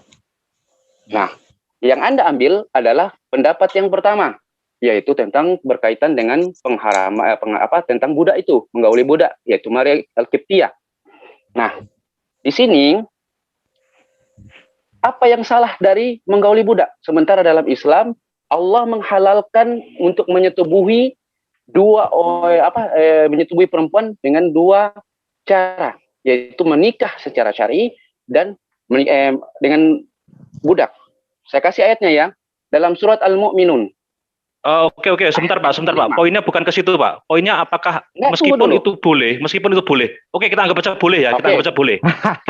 Anda sudah akui boleh. Kita anggap baca boleh. Makanya kalau itu boleh, apakah itu akhlak yang mulia? Kan pertanyaan begitu. Sudah cukup 10 menit. Pertanyaannya kepada akhlak Pak ini Pak. Apakah itu akhlak yang mulia? Karena ganti-ganti pasangan itu bisa sipilis loh Pak. Itu sudah itu Anda. Kalau sipilis itu lain laki-laki Pak. Laki-laki menyetujui satu perempuan. Oke, sudah cukup waktunya 10 menit tadi, sudah lebih 5 menit malah dengan penjelasan. Kita sudah tangkap poinnya. Beliau pun sudah, Pak Dokter yang murtad ini sudah mengakui bahwa itu boleh, ada hukumnya dalam Islam. Lain kali Pak Dokter bawalah pertanyaan-pertanyaan yang lebih bagus sedikit, yang mungkin bisa kami tidak sanggup menjawabnya. Karena semua itu ada dalilnya Pak Dokter. Silakan kepada pihak Muslim, Bang Anas dulu untuk bertanya kepada Kristen. Silakan. Kalau saya mungkin nggak ada pertanyaan ya. Oke, kalau saya pasti akan nggak harus pertanyaan Pak Anas. Nggak bisa Pak. Saya hanya melanjutkan. Saya hanya melanjutkan. Pertanyaan Pak, kita deal begitu Pak. Pertanyaan Pak. TikTok dengan narasumber. Begitu. Kalau gitu lewat dulu. Karena saya sudah persiapkan materi ini. Karena ini saya sudah siapkan untuk menangkis dari Sirion itu. Silakan. Boleh nggak saya mengganti? Boleh nggak saya mengganti? Silakan Pak. Sebentar Pak moderator, mohon maaf karena ini pertanyaan yang emang perlu jawaban dan Pak Anas ada kesiapan diri untuk menjawab. Saya sarankan sih, karena ini kan bukan hanya sebatas puas-puasan ya. Mungkin saya harapkan Kang Anas diberikan kesempatan untuk menjelaskan apa yang menjadikan persiapan beliau. Dan ini pertanyaan Kang Radarion itu ada kesamaan dengan yang soalnya dokter ini gitu. Kalau saya sarankan izinkan dia dulu gitu kan untuk menjelaskan. Enggak, kita balik ke ini lagi aja Pak Budak Angon. Kan kita sudah deal. Kalau di partisipan itu TikTok dengan narasumber Pak. Bukan menjawab apa yang diinikan oleh narasumber Pak. Saya tadi udah menyampaikan kepada Kang Kaisar, ya kan, ketika hari Anda datang ke sini kan mungkin banyak pertanyaan, ya kan, dan kami di sini otomatis kan Muslim lebih banyak, ya kan. Dan mungkin izinkan kami ada di antara teman-teman mungkin ada cara penjelasan yang berbeda dari sebelumnya. Ini kan perasaan ngomong kepada Anda kan? Iya, tapi kan kita sudah masalah konsep materi. Kalau diizinkan, tapi kalau Anda keberatan nggak masalah. Iya, mohon moderator mengambil jalan tengah karena Bang Anas sudah ada menyiapkan poin untuk. Jadi waktu 10 menit ke depan ini, 10 menit waktu bertanya untuk Muslim ini biar dijadikan Bang Anas untuk menyampaikan dakwahnya dulu apa yang mau disampaikan tadi. Dan tidak perlu kan TikTok tidak perlu narasumber Kristen menjawab, dia tidak bertanya. 5 menit kepada Bang Anas, silakan sampaikan dakwahnya tadi apa yang disiapkan untuk menjadi pencerahan bagi semua. Nanti 5 menit sisanya kita serahkan pada Pak Dewang Bodo untuk TikTok dengan narasumber Kristen. Silakan Bang Anas. 5 menit Bang Anas, silakan kita. Terima kita kasih. Dulu. Gini, itu pendapat yang diambil sama mereka itu adalah pendapat yang pertama, yaitu dari kalangan ulama mufassirin yang menafsirkan ayat itu adalah pengharaman terhadap yang dikatakan oleh Rasulullah terhadap budaknya. Nah ini kalau saya ambil pendapat yang lain, maka ini adalah pendapat yang keliru, bisa dikatakan seperti itu. Dan hikmah apa yang disampaikan oleh Ibnu Katsir dalam tafsirnya ini adalah kejujuran beliau menyampaikan semua pendapat yang ada di kalangan mufassirin, biar semua umat tahu bahwa ternyata dalam satu permasalahan itu banyak pendapat, dan yang pendapat yang ada sekarang itu terjadi 2 pendapat yang mengatakan bahwa pengharaman dalam surat At-Tahrim ini adalah pertama ada pengharaman terhadap budak, padahal halal menurut hukum Islam dan yang datang dari Allah Subhanahu wa taala, sehingga datanglah teguran. Akan tetapi saya sebenarnya sudah hampir dijelaskan sama Bang Zuma tadi sebenarnya dari perkataan Imam Bukhari tentang masalah hadis ini, tentang ayat ini, yaitu bahwa yang dimaksud sini adalah tentang madu. Karena di sini kenapa sampai dikatakan ini adalah yang paling kuat pendapat para mufassirin adalah masalah madu, karena madu yang hukum asalnya adalah halal kemudian diharamkan hanya karena setiap istri Nabi ini mempunyai kecemburuan. Ketika Nabi datang ke tempat yang ini, istrinya yang ini diberikan madu yang begini, kemudian datang ke sini ditanyakan minum ini, itu ada sebab turunnya ayat dan sebab hadisnya itu ada, itu seperti itu. Jadi ketika Rasulullah mengucapkan tentang haramnya dia untuk meminum madu itu, maka turunlah ayat ini. Hai Nabi, kenapa engkau mengharamkan apa yang telah dihalalkan oleh Allah? Karena tugas menghalalkan dan mengharamkan itu adalah hanya Allah. Rasul berucap kecuali ada wahyu dari Allah. Seperti itu. Nah, dan pendapat yang kuat, makanya kalau membaca tafsir, bacalah seluruhnya biar nggak gantung gitu. Karena model dari cara menyusun tafsir oleh Ibnu Katsir ini adalah disebutkan semua dulu pendapat-pendapatnya. Pendapat menurut para ulama, sehingga ujungnya baru ditahu mana yang rojih. Seperti itu cara ulama tafsir dalam menafsirkan ayat. Begitu juga dengan Yasin yang dikatakan, oh di situ ada Paulus, nama Paulus disebut. Iya, benar, di ayat 14-nya disebut. Tapi bacalah sampai ayat ke-29. Dan ketika ayat 29 dalam tafsirnya, di akhirnya itu, Ibnu Katsir mengatakan bahwa, memberikan kesimpulan bahwa kalau memang yang dimaksud adalah kota ini, sementara kota ini telah dimusnahkan oleh Allah. Gitu. Kemudian, kalau memang itu yang disebut, maka ini pendapat yang lemah. Dijelaskan oleh Ibnu Katsir juga seperti itu. Jadi kalau pertanyaan ini sebenarnya inilah yang saya katakan kepada saudara-saudara muslim saya, bahwa apa yang menjadi serangan oleh kaum sebelah tentang masalah ini hanya diulang-ulang. Ini sudah pernah kita bahas di OS, di Telegram, oleh Rion juga. Dan saya sudah memberikan bantahan sebenarnya. Makanya saya asik sekali kalau dikatakan dia mengambil ini sebagai pertanyaan. Saya sudah siapkan memang. Alhamdulillah. Dan memang Allah memberikan kita hujah yang kuat, dan kita memakai Al-Qur'an, Pak. Kita tidak memakai asumsi. Seperti itu. Kita mengambil Al-Qur'an. Contoh seperti tadi, penghalalan budak, penghalalan minuman madu. Itu semuanya ada dalam Al-Qur'an. Dalam surat Al-Mu'minun bisa Anda lihat. Ya, walladzina li furujihim hafizun, dan beruntunglah orang-orang beriman yang memelihara kemaluannya, kecuali kepada siapa? Istri dan budak. Itu yang halal, itu yang diatur oleh syariat Islam. Seperti itu. Jadi kalau dikatakan oh ini akhlak, bukan. Masalahnya apa? Karena hanya mencari kesenangan istri-istri beliau, ya. Hanya mencari keridhaan manusia. Kemudian Rasulullah mengatakan jangan menyampaikan kepada yang lain sebagai rahasia. Artinya apa? Jangan sampai ini yang akan menjadi masalah. Seperti itu. Padahal Rasul hanya ingin menyenangkan hati istrinya. Sehingga ketika dia menyenangkan hati istrinya, apa yang sudah dihalalkan oleh Allah. Nah, hikmahnya apa di sini? Rasulullah adalah manusia biasa. Bisa benar, ya. Dan itu memang adalah mutlak, dan kesalahan itu karena beliau adalah manusia. Dan inilah yang dimaksud dengan maksum istiqamah. Kenapa? Ketika Rasulullah berbuat salah, langsung turun ayat untuk menegur Rasulullah. Sehingga kemaksuman Rasulullah ini, yang seperti ini, itulah yang kita sebut-sebut dengan maksum. Oke, Seperti terima itu. kasih Bang Anas, 5 menit. Silakan kita lanjut kepada Terima Pak kasih. Deh. Jazakallah khair. Hampir mengajukan tertidur pertanyaan. saya, bro. Sabar, ya ini waktunya Muslim bertanya 5 menit aja. Silakan Pak Deh. Dari tadi saya nggak dikasih Terima ngomong, kenapa? kasih. Terima Oke, kasih, Bang Moderator. Saya akan menanyakan kelakuan Paulus. 2 Korintus 11 ayat 8, jemaat-jemaat lain telah kurampok dengan menerima tunjangan dari mereka supaya aku dapat melayani kamu. Tolong di KBBI itu rampok itu apa? Sungguh bodoh umatku itu. Mereka tidak mengenal aku. Mereka adalah anak-anak tolol dan tidak mempunyai pengetahuan, pengertian. Mereka pinter untuk berbuat jahat, tetapi untuk berbuat baik mereka tidak tahu. Sebab itulah Kristus telah mati dan hidup kembali supaya ia menjadi Tuhan baik atas orang mati maupun atas orang hidup. Padahal di sini Yesus sebagai jalur utama, orang dikatakan Tuhannya, dibatalkan oleh Paulus.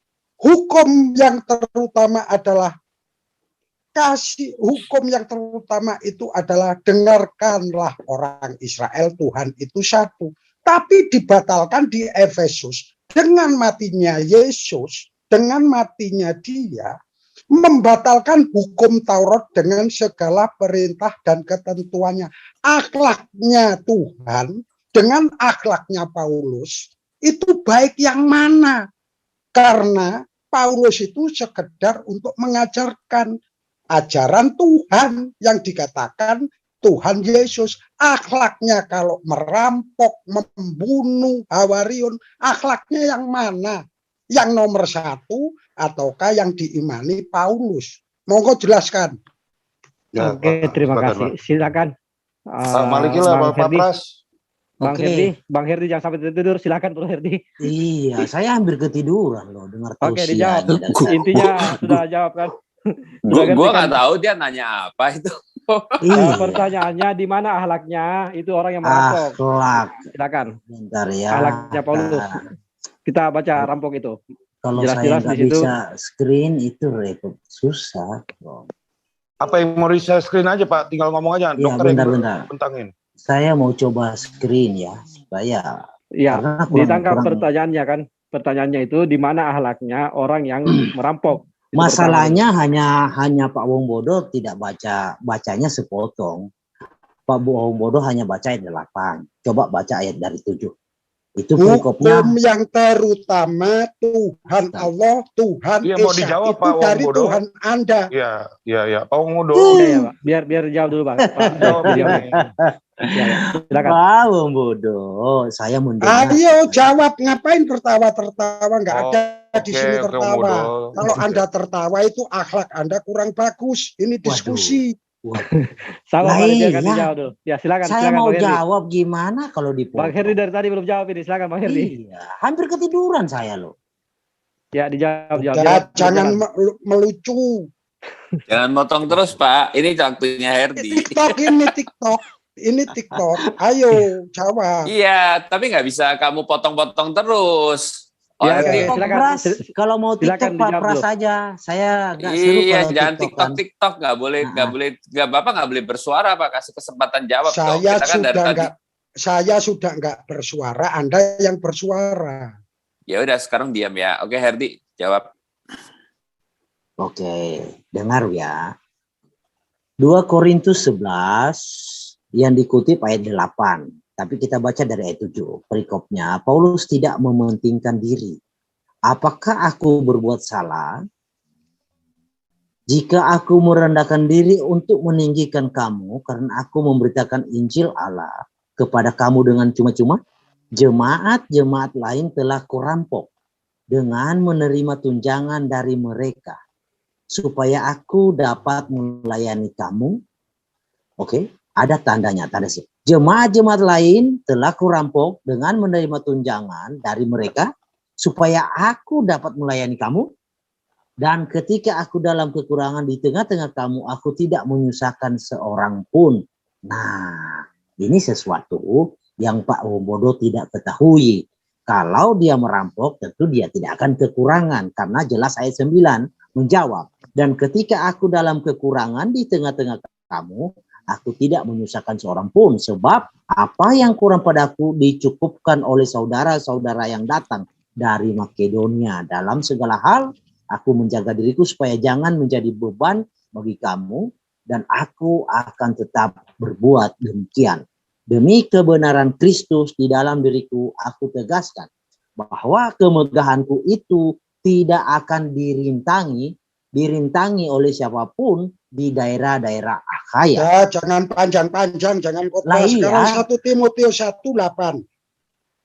Kita tahu bahwa hukum Taurat itu baik kalau tepat digunakan, yakni dengan keinsafan bahwa hukum Taurat itu bukan bagi orang yang benar, melainkan bagi orang yang durhaka dan seterusnya, membunuh bapak ibunya, orang durhaka, orang pemburit dan sebagainya.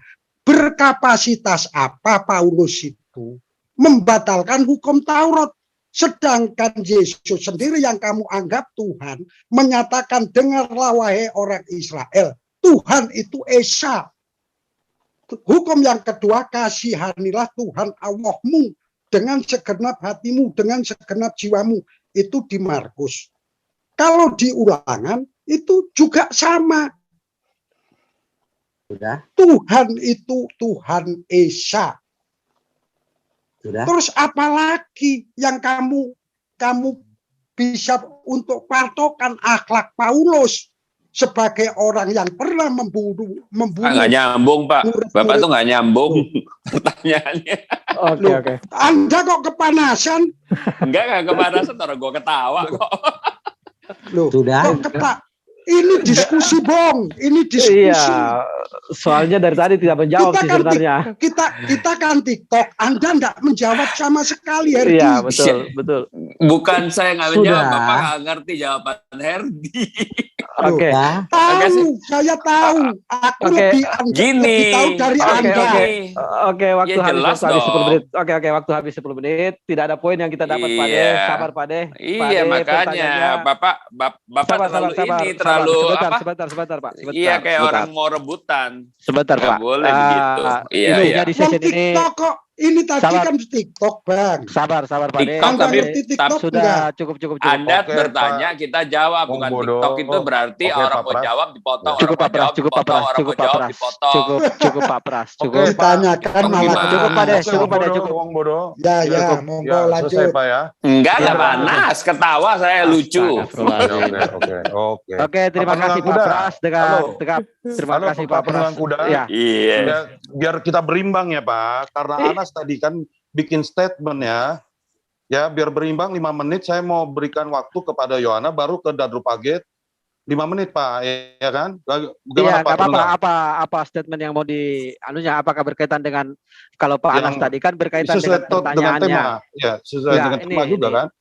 Begini, begini Pak Moderator, Pak Kaisar, apakah ini statementnya berkaitan akan menjawab pertanyaan Pak Dewi Wongbodo? Kalau statement Bang Anas tadi itu berkaitan menjawab pertanyaan yang sebelumnya. Jadi jika dia memberikan statement, sekiranya dia bisa menjawab pertanyaan Pak Dewi Wongbodo kan mengenai Pak masalah Anas kan tadi ini. berstatement mengenai tema kan, Pak? Tidak, itu masih berkaitan dengan dalil. Iya. Dalil dan tafsir. Kan Pak Anas tadi menerangkan tentang akhlak yang tadi yang dibentangkan kan Pak Ade yang At-Tahrim, Pak. Itu kan di awal, Pak. Oke, silakan Pak Yohana ya. menjelaskan tentang Korintus 13 tadi yang berkaitan dengan rampok. Silakan Pak Yohana. Enggak, Pak. Intinya kan kita kembali ke tema juga, Pak. Kan Pak Anas kan enggak ngomongin masalah itu, dia ngomongin masalah tema, Pak. Kenapa sih? Masalahnya apa? Saya nggak ngerti kok, bingung. Silakan Pak Anas tadi maunya apa? menjawab mengenai at-tahrim yang dibahas oleh dokter spesialis at-tahrim, ya kan? Iya. Ya silakan di sesi 10 menit berikut ini, silakan kalau ada pihak Kristen. Ya pokoknya Yohana bikin statement 5 menit, aku bagi juga biar berimbang Pak Penunggang. Oke, kita dengar aja. Silakan kita dengar apa statementnya. Ya udah gitu aja. Baru 5 menit lagi nanti pada Rupakit kan sesuai dengan tadi kita plot ya. Enggak apa-apa, silakan statementnya kita dengar dulu. Sekiranya statementnya jangan memunculkan pertanyaan dari pihak Muslim. Silakan statementnya kita dengar. Yona, silakan. Halo, Yohana. Ya, halo. 5 menit ya, bikin statement. Oke, baik, thank you. Ini sebenarnya aku masih bingung dengan cara moderator mereka di sini. Aku juga nggak paham, mereka terlalu mendominasi. Aku juga nggak ngerti. Saya langsung aja, diam. Kamu moderator diam. Jangan Anda yang mengatur moderator. Ini gimana nih Pak Kaisar? Pak Kaisar, baik, langsung. Lanjut. Kita buka langsung aja. Ini ada masuk orang berakhlak dengan bahasa yang tidak berakhlak di awal. Iya, lanjut. Apakah statementnya kita mau dengarkan ini? Iya, silakan. Orang yang tidak berakhlak seperti ini. Ya jangan framing gitu juga Pak. Ya silakan Mbak Yona. Lanjut Pak. Halo Yohana. Yohana kalau seperti itu ya, kita keluarkan. Lanjut buka di hadis Sunan Abu Daud nomor 233. Ya Pak Dokter silakan bantu Pak. Begini, silakan Anda membuat statement tentang akhlak, tentang dalil Anda sendiri. Apa yang Anda ini kan Anda akan menimbulkan pertanyaan lagi. Ya, ini saya mau ngomong Pak. Kalau Bapak terus memotong, saya nggak bisa. Oke, kasih Pak Penunggang. Oke, silakan. Hanya untuk mendengarkan Bapak. Bisa dengarkan saya? Ya, silakan. Oke, good. Lanjut. Buka hadis Sunan Abu Daud nomor 233.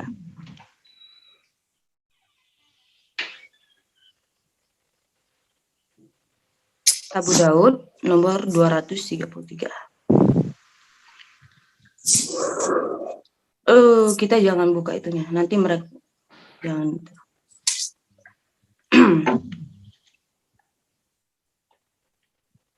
Waktu saya bicara kapan ya? Sabar Bro Herdi, kita dengarkan dulu ini. Sabar, kita dengarkan ini.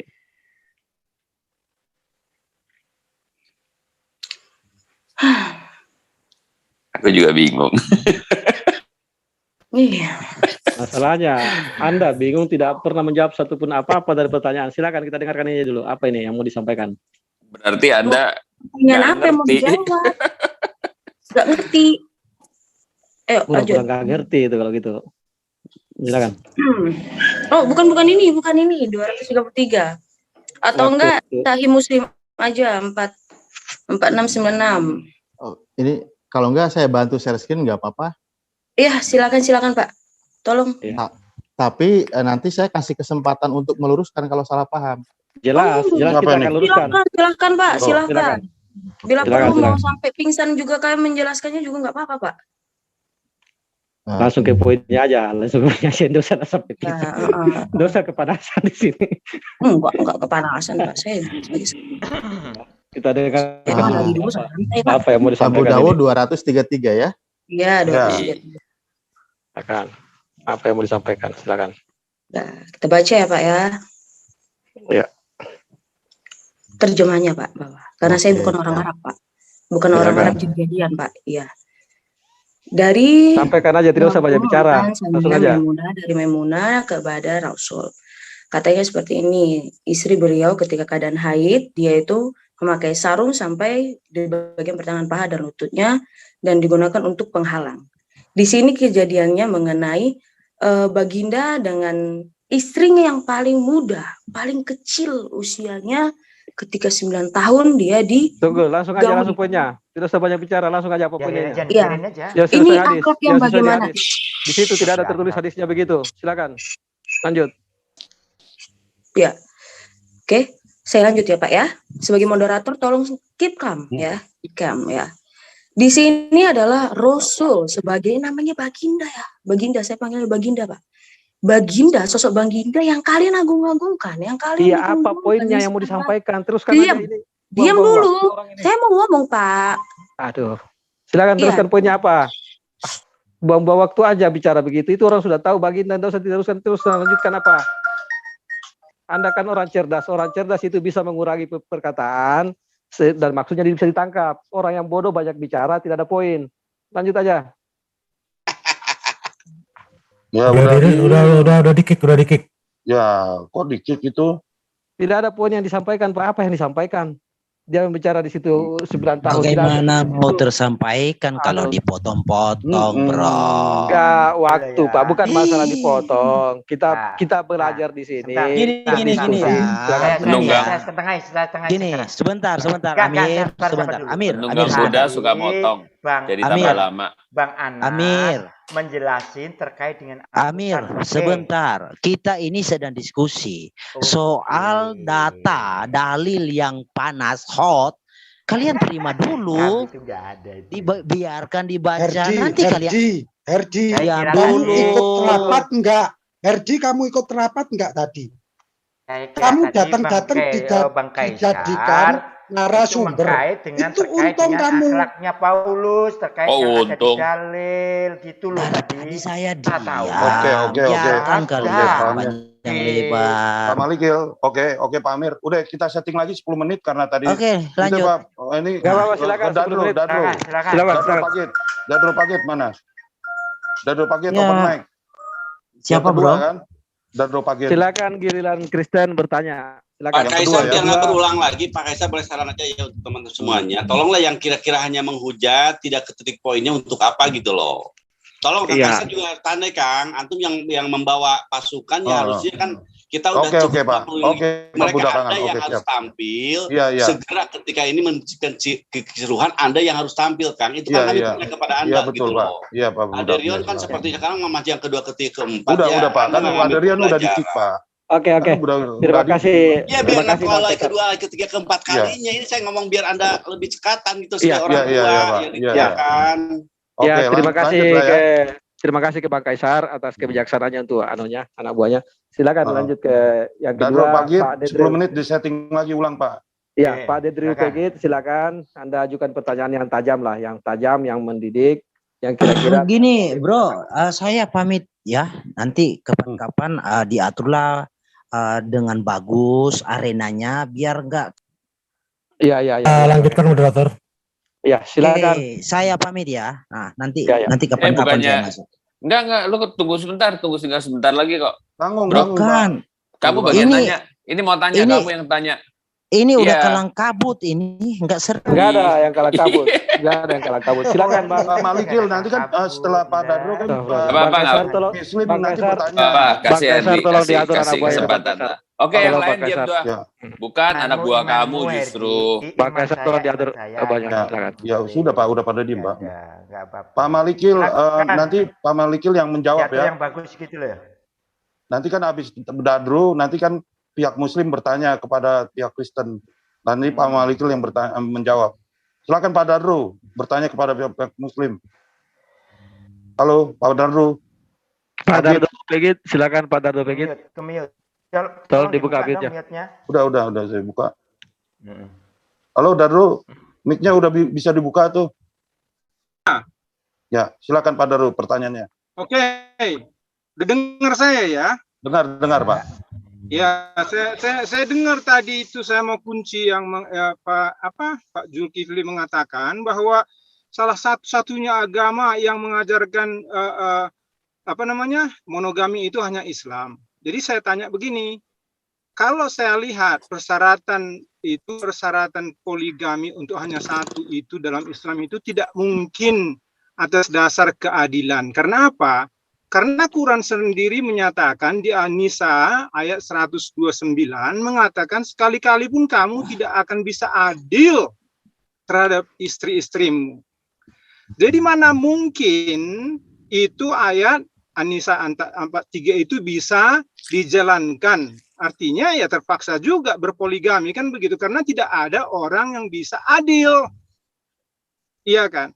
Jadi kalau begitu mana mungkin itu mengajarkan bahwa satu agama yang mengajarkan monogami. Nah, Muhammad sendiri tidak bisa berlaku adil terhadap istri-istrinya sementara dia di An-Nisa dikatakan hanya punya 4, dia punya 13 atau malah lebih, kan begitu. Apalagi diukur dengan budak-budak yang pernah, ya kan, di itunya sebelum dia kawinin, kan begitu. Misalnya pada saat dia masih punya 9 istri, kan begitu. Jadi menjadi 13, kan begitu. Jadi maksud saya itu bagaimana bisa, apakah itu bukan kontradiksi, sesuatu kriteria untuk menjadi monogami, tetapi itu tidak bisa dipenuhi. Bukankah itu sesuatu yang tidak kontrasepsi atau kontradiksi, dalam arti tidak mungkin terpenuhi untuk menjadi monogami?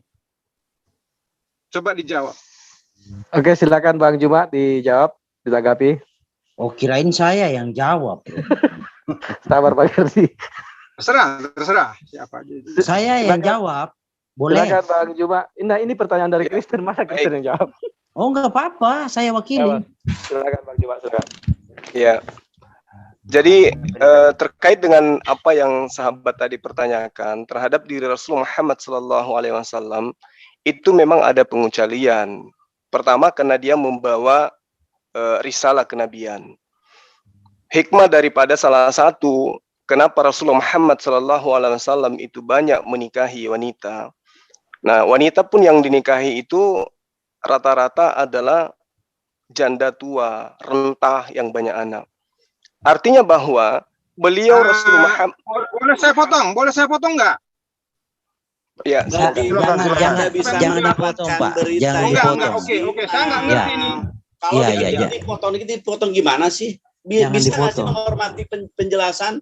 Baru artinya kalau menyampaikan informasi yang saya rasa tidak ada data, saya bisa potong, kan begitu?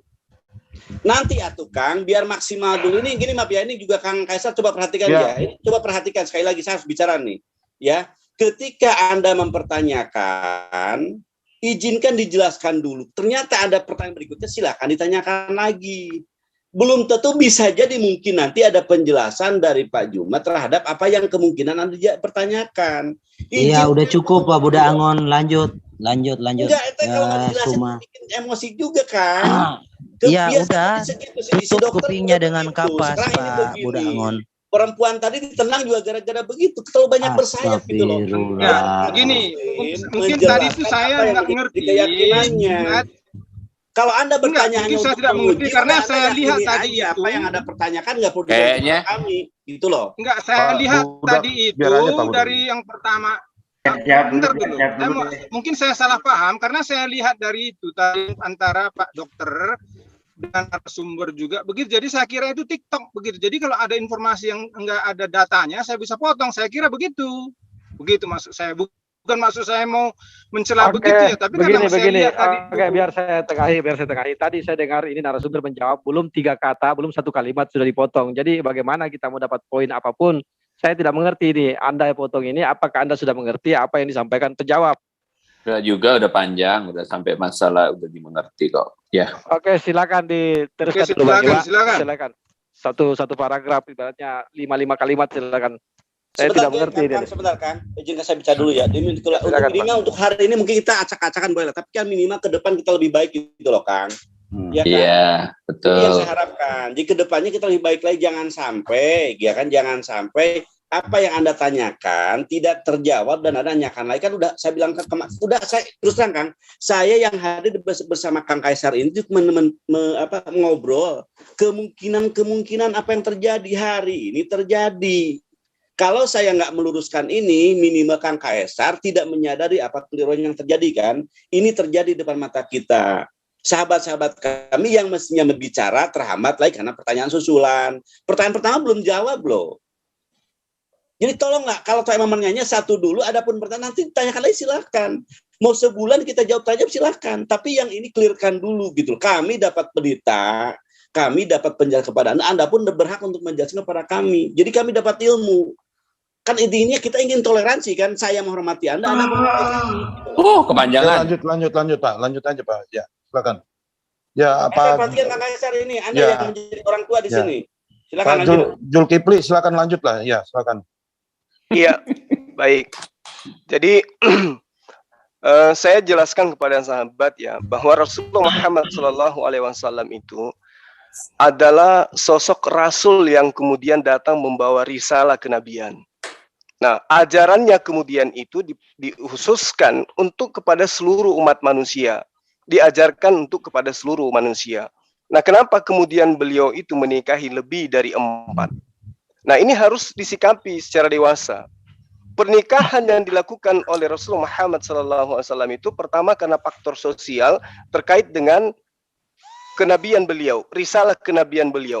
Pernikahannya dengan Khadijah selisih kurang lebih berapa puluh tahun itu dengan Khadijah. Beliau umur 25 tahun, Khadijah 40 tahun. Lalu pernikahannya dengan istrinya yang lain, misalnya Saudah bin Sama, itu berstatus janda, anak 4. Lalu kemudian pernikahan dengan Hafsah binti Umar bin Khattab untuk menghormati Umar. Jadi banyak daripada istri Rasulullah Muhammad SAW itu untuk menggabungkan beberapa status sosial dan beberapa golongan. Nah, dari pernikahan Rasulullah itu melahirkan perdamaian antara kabilah-kabilah yang ada pada masa itu. Itu alasannya kenapa Rasulullah Muhammad SAW menikah lebih dari 4 daripada umatnya. Kemudian pernikahan Rasulullah Muhammad SAW yang saya katakan tadi, itu didorong oleh faktor transendental, ilahiyah. Misalnya pernikahan Rasulullah dengan Siti Aisyah. Pernikahan ini berangkat dari wahyu yang datang kepada Rasulullah Muhammad SAW, di mana Siti Aisyah memang dikhususkan untuk menghafal hadis-hadis yang berkaitan dengan perempuan yang kelak disampaikan kepada seluruh umat manusia. Nah, kemudian di antara faktor pemicu pernikahan Rasulullah juga ada aspek politiknya. Ya, pernikahan ini merekatkan persatuan dan menghindari permusuhan yang ada pada masa itu. Misalnya ketika dia menikahi Juwairi misalnya ya, pemuka Bani Mustaqik dari Khasa'ah. Nah, ini contoh.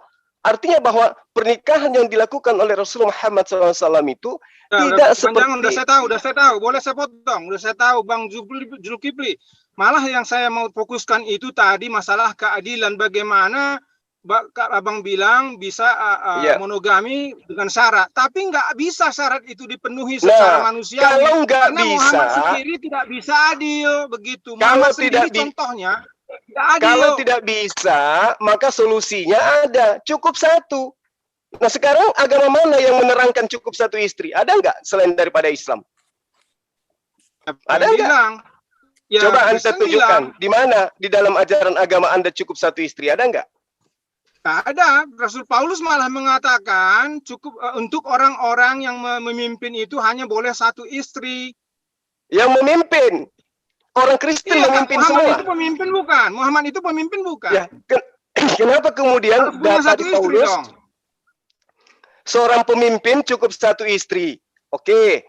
Nah, apakah orang Kristen pemimpin semua? Kenapa? Ya itu, itu makanya dikatakan juga di dalam Maliaki 2:16 Allah itu membenci perceraian. Jadi kita bisa bedakan. Ya sama di Islam juga begitu, perceraian juga itu dibenci. Kenapa mengatakan tadi itu bahwa satu-satunya agama itu yang mengajarkan monogami Islam, padahal tidak. Buktinya di dalam buktinya aja dilihat. Yang mana yang banyak monogami. Bang, dalilnya ada. Cukup 1 istri. Nah, di agama Anda ada nggak orang Kristen cukup 1 istri? Ada dong. Mana tunjukkan? 1 Tesalonika pasal 4 ayat 4. Itu ditujukan kepada siapa? Supaya kamu masing-masing mengambil seorang perempuan menjadi istrimu sendiri dan hidup dalam pengudusan dan penghormatan. Kemudian dikatakan, coba Anda tunjukkan dalilnya. Keduanya akan menjadi 1 daging. Kemudian tidak boleh menceraikan untuk kawin dengan orang lain. Tunggu, dalilnya. Iya, 1 Tesalonika pasal 4 ayat 4.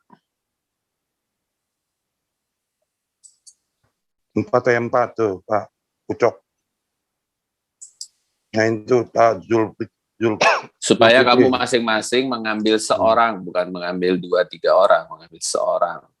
Kemudian dan hidup dalam pengudusan dan penghormatan, bukan dalam hantu seperti yang dibuat orang yang tidak mengenal Allah.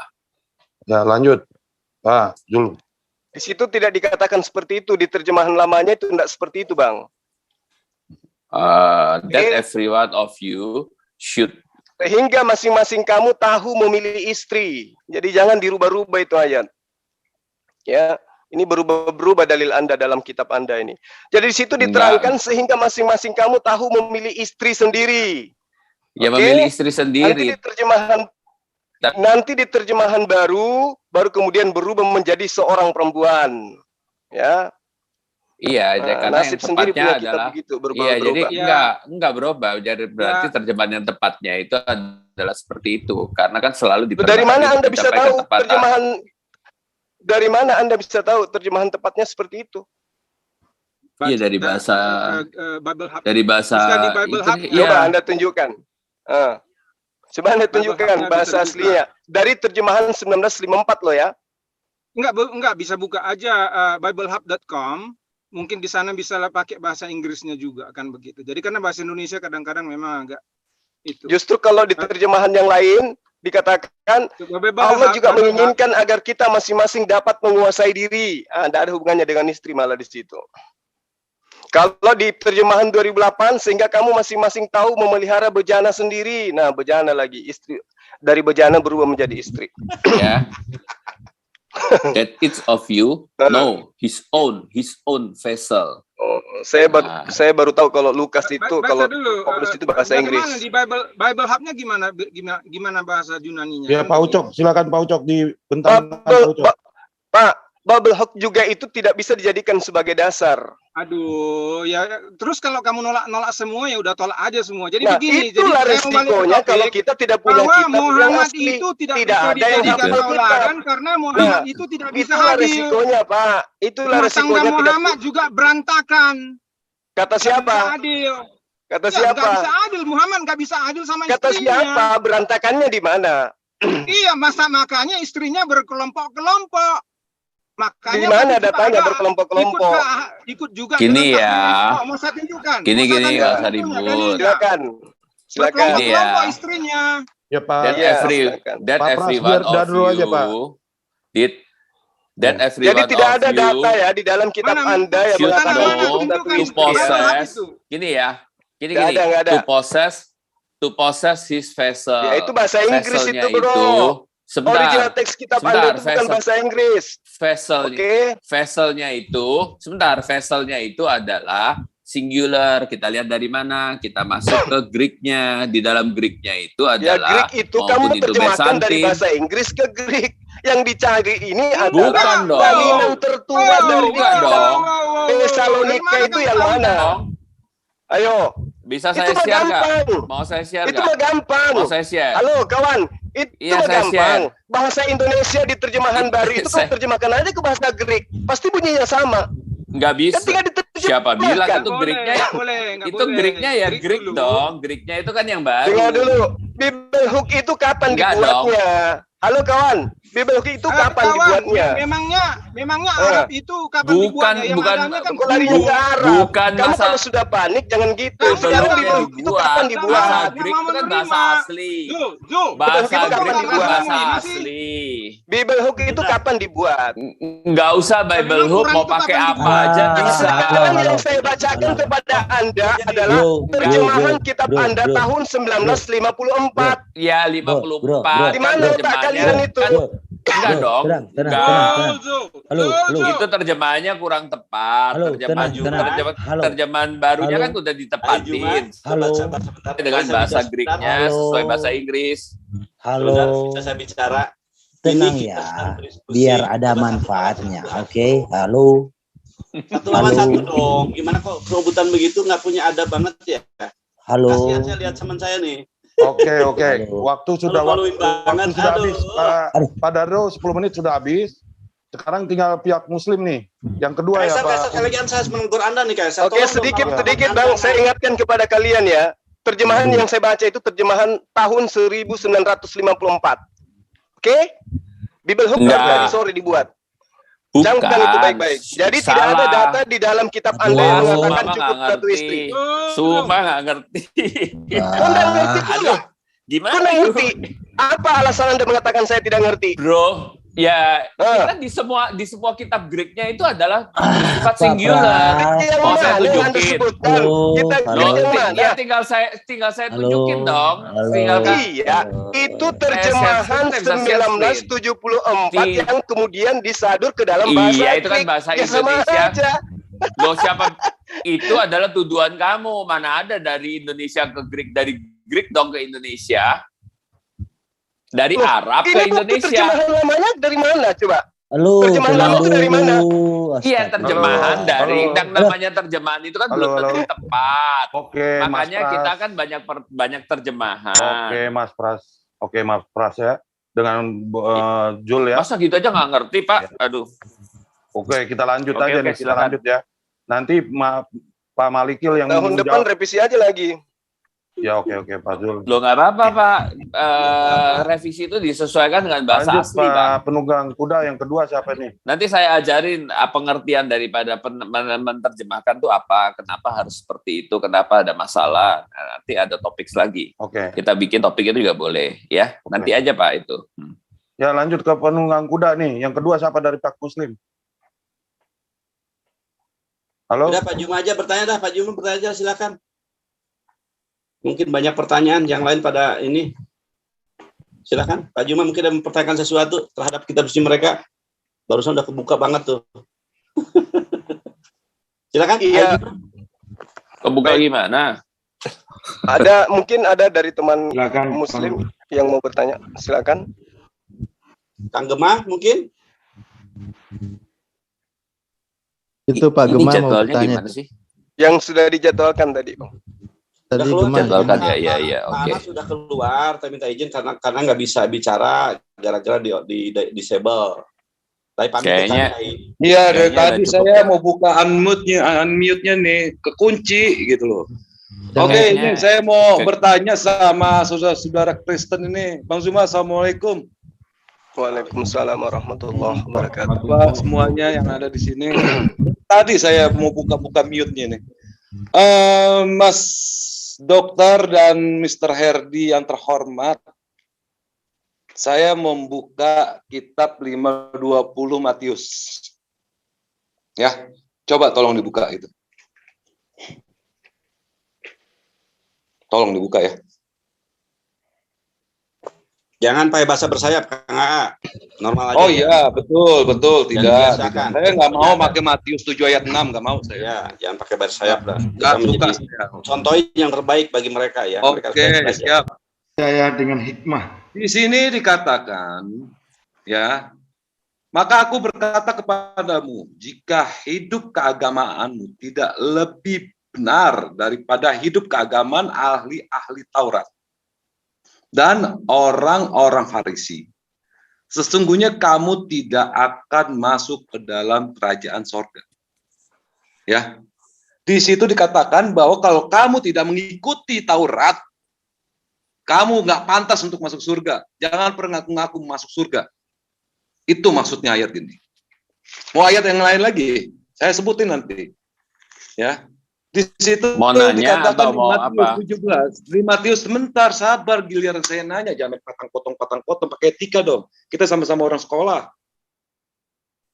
Saya bertanya, ini waktu saya bertanya. Ya. Sekarang saya mau bertanya sama Anda, di mana Anda mengikuti yang namanya Yesus? Ini kalimat merah loh. Yesus yang berkata, di mana Anda mengikuti Taurat? Tunjukin nama saya. Ajaran apa yang Anda ikuti di Taurat? Silakan. Saya jawab. Silakan. Saya bilang silakan siapa aja boleh jawab. Ya. Siapa mau jawab? Siapa namanya? Herdi. Mau lo yang jawab, Herdi? Herdi udah lip kayaknya tuh. Gimana tuh ya? Pak Pras aja dulu. Pak dokter lah, Pak dokter, nanti saya mau ngarahkan ke Pak dokter kok ini. Iyalah. Silakan. Orang Kristen itu adalah menerima roh yang baru dan roh Tuhan tinggal di dalam kita dan hukum Taurat ditulis di dalam dirinya, mengikuti pengurapan dari roh di dalam dirinya. Kalau benar ada hal itu terjadi, maka hidup keagamaannya harus lebih benar daripada ahli Taurat. Ahli Taurat kan dikatakan di sana dia hanya ada luaran. Jadi ibadah-ibadah yang bersifat luaran itu tidak Benar, karena kalau seorang sudah lahir dari roh, harusnya dia menghasilkan buah-buah roh. Jadi kalau orang selamat itu bukan karena Kristen, bukan karena bukan Kristen, bukan. Tetapi apakah dia sudah lahir baru, dia sudah menerima roh Tuhan tinggal di dalam diri Ada dia. 2 buah roh ya, Dan, ingat ya, saya garis bawahin itu 2 buah roh ya. Oke, lanjut terus. Iya, harus ada buah-buah roh itu. Gitu. Nah, kalau tidak, ya itu kan di 1 Korintus ada dibilang bahwa pekerjaan tiap-tiap akan diuji dan akan lewat seperti melewati api, tapi dia sendiri akan diselamatkan, tapi seperti dari dalam api. Berapa lamakah seperti melewati api itu? Kita tidak tahu. Ada yang menafsirkan itu 1000 tahun karena itu bicara masalah yang akan datang. Jadi itu bicara eskatologi. Begini Pak, kesimpulannya. Lalu apakah orang yang tidak mengikuti Taurat itu layak untuk masuk surga? Itu aja pertanyaan saya, Pak. Nggak usah panjang lebar. Singkat, Pak. Kita orang akademis. Kita langsung ke poinnya. Iya. Kita orang ngikutin Taurat. Ngikutin Taurat itu adalah di aspek moral. Kalau di aspek yang seremonial kan sudah dikatakan bahwa aku datang untuk menggenapi. Jadi semuanya itu hanyalah lambang. Realitanya adalah Kristus. Kristus sudah menggenapi. Makanya bait suci pun sudah dihancurkan. Sebelum hancur langit dan bumi, satu iota pun tidak akan dirubah oleh Yesus, Pak. Jangan Bapak merubah-rubah ayat Bapak. Bapak jangan bicara begitu. Itu kitab Anda harus yakin bahwa Yesus itu berkata seperti itu. Itu firman Tuhan. Gini, saya Jangan dong Anda jelasin, berkata makanya begitu kita masuk ke dalam Matius pasal 5. Matius pasal 5 ayat ke-17 ya. Janganlah kamu menyangka aku datang. Tunggu dong, lu jangan teriak-teriak dong. Gua kan bagian gua jawab. Silakan baca. Iya, diam dong. Ya, sebentar. Tuh ayatnya jadi hilang, sebentar. Endingnya di ayat 19. Nih ya, terjemahan yang tepat itu adalah terjemahan dari KJV ataupun MBM, terjemahan baru. Sebab sesungguhnya aku berkata kepadamu, sampai langit dan bumi berlalu, 1 titik dan 1 koma pun dari Taurat tidak akan lenyap sebelum semuanya digenapi. Jadi sebelum semua digenapi, jadi pasti semuanya akan digenapi gitu. Sampai pun langit dan bumi berlalu tidak akan lenyap. Lalu jikalau belum digenapi, jikalau sudah digenapi ya sudah selesai. Kan sudah digenapi. Kematian Yesus. Kematian Yesus kan mengenapkan hukum Taurat. Dia adalah kegenapan jadi Yesus hukum tidak Taurat. pernah keluar dari hukum Taurat ya. Loh, kehidupan hukum Taurat yang nggak boleh dilanggar itu adalah kehidupan moral, dan hukum Taurat itu dituliskan di dalam hati kita. Hah? Baru dengar ini. Di dalam hati. Loh, itu ada di dalam Yeskel pasal 36 ayat 26. Yeskel. Iya, Yeskel yang lama. Yeskel 23 ayat 3 kali. 36 ayat 26 27. Coba buka yang 23 ayat 3, Pak. Enggak dong, kan aku jawab kamu, aku kasih dulu Yeskelnya dulu. Gitu. Ya, Yang 23 bisa share screen. 36 aku bacain ya. 36 ayat 25 ya, dari 25 dulu ya. Kemudian aku akan santai aja, santai. Selalu air yang jernih ke atasmu dan menjadikan tahir. Aku akan membersihkanmu dari segala kenajisan dan dari segala berhalamu. Dan aku akan aku akan memberikan kepadamu hati yang baru dan menaruh rohku yang baru di dalammu. Kemudian aku akan menjauhkan hati yang keras dari tubuhmu. Aku akan memberikan kepadamu hati dan pengertian. Dan aku akan menaruh rohku ke dalammu dan membuat kamu berjalan ketetapan-ketetapanku. Sebentar, ini terjemahannya sebentar. Sebentar.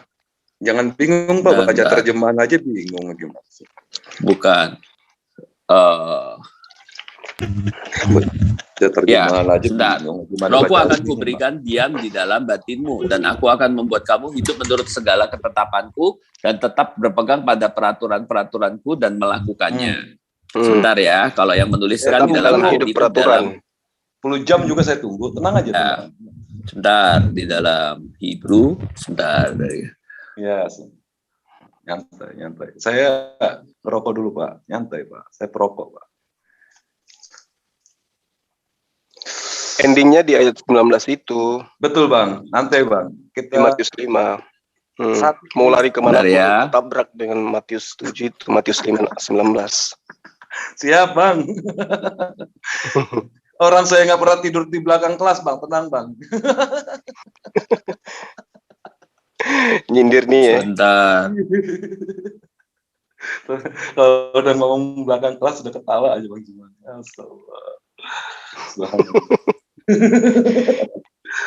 Itu kenangan dulu bro. Ya silakan dibaca Bang. Mata saya nggak pakai kacamata saya nih. Bentar ya. Iya nyantai Bang, nyantai Bang. 10 jam juga saya tunggu Bang. Yang penting nyantai gitu Bang. Senang saya nih Bang. Iya. Timernya berjalan nggak? Datang kemari Bang. Kita timernya di pause dulu karena masih mencari beliau. Kita pause dulu timernya. Oke. Soalnya kalau timernya jalan habis langsung ya. Nunggu aja nanti. Ya, silakan. Ya. Yeremia pasal 31 ayat 31, sesungguhnya akan datang waktunya, demikianlah firman Tuhan, aku akan mengadakan perjanjian baru dengan kaum Israel dan kaum Yehuda, bukan seperti perjanjian yang telah kuadakan dengan nenek moyang mereka pada waktu aku memegang tangan mereka untuk membawa mereka keluar dari Mesir, perjanjian ayat 33-nya. Tetapi beginilah perjanjian yang kuadakan dengan kaum Israel sesudah waktu itu.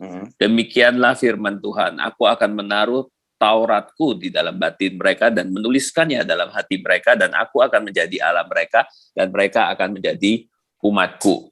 Dan tidak usah lagi orang mengajar sesama warganya atau sama saudaranya dengan berkata kenalah Tuhan. Jadi itu bicara tentang hal itu, bicara tentang menuliskan Taurat di dalam hati.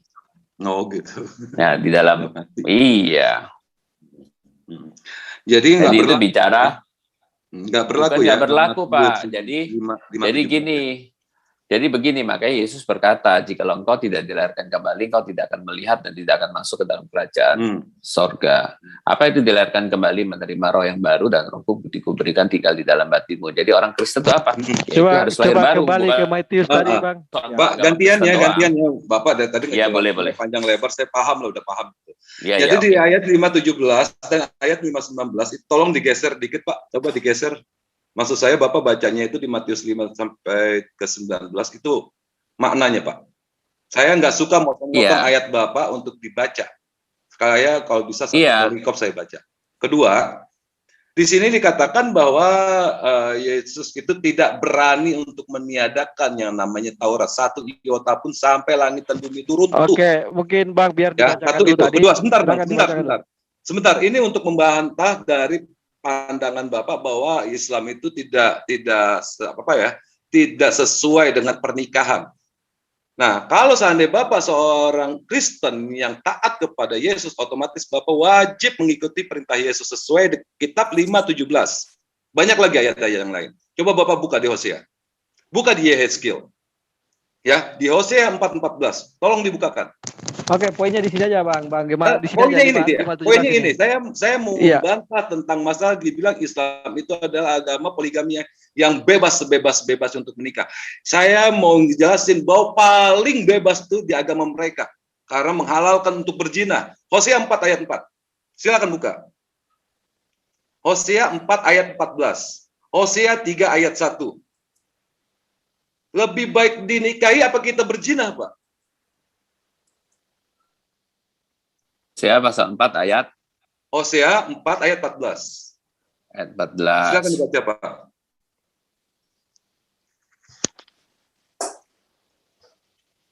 Islam lebih teratur di dalam hukum. Kalau ini jelas membebaskan. Coba Pak dibaca, Pak. Aku tidak akan menghukum anak-anak perempuan. Tolong ini bukan kita sekalipun mereka berzina atau sekalipun mereka loh, ini kan di kitab Anda. Sebab mereka sendiri mengasingkan diri bersama-sama dengan perempuan-perempuan sundal dan mempersembahkan korban bersama-sama dengan sundal-sundal bakti dan umat yang tidak berpengertian. Atau ya, itu kan harus dibaca. Bentar, saya bertanya, saya waktunya bertanya. Ya. Layakkah ayat ini atau ayat kami yang menyatakan untuk menikahi wanita-wanita untuk mengangkat derajatnya agar tidak pernah dianggap dia itu perempuan sundal? Mana agama yang lebih mengangkat derajat manusia? Menjadikan perempuan itu bisa dipakai oleh ribuan laki-laki atau dengan satu laki-laki? Oke, waktu udah selesai ya Pak Pendukung. Ya, silakan. Lanjut kita ya ke pertanyaan ketiga ya. Oke, silakan pihak dari Kristen bertanya. Pertanyaan Kristen yang ketiga. Tadi kan Pak Langit settingannya, tapi Pak Langit sudah tidak ada nih Pak Penunggang. Nggak apa-apa, silakan. Iya, justru gue tinggal sendirian. Apa? Ini pengertian ayatnya bukan seperti itu kan karena dipotong. Nggak ada dipotong, Bang. Nggak ada, Bang. Kita nggak berani motong-motong ayat, Bang. Iya, makanya dilihat di atasnya, di bawahnya. Oke ya, kita lanjut Pak Gema, Pak Pras ya. Oke, karena penggantinya ininya Pak Langit nggak ada, yang saya udah angkat tangan nih Pak Tambara Tambunan nih, substitutnya Pak Langit nih. Silakan Pak Tambara Tambunan. Open mic-nya untuk bertanya kepada pihak Muslim. Oke, makasih. Bisa dengar? Benar. Bisa. Oke, makasih ya. Ini tentang akhlak Nabi yang mulia ya.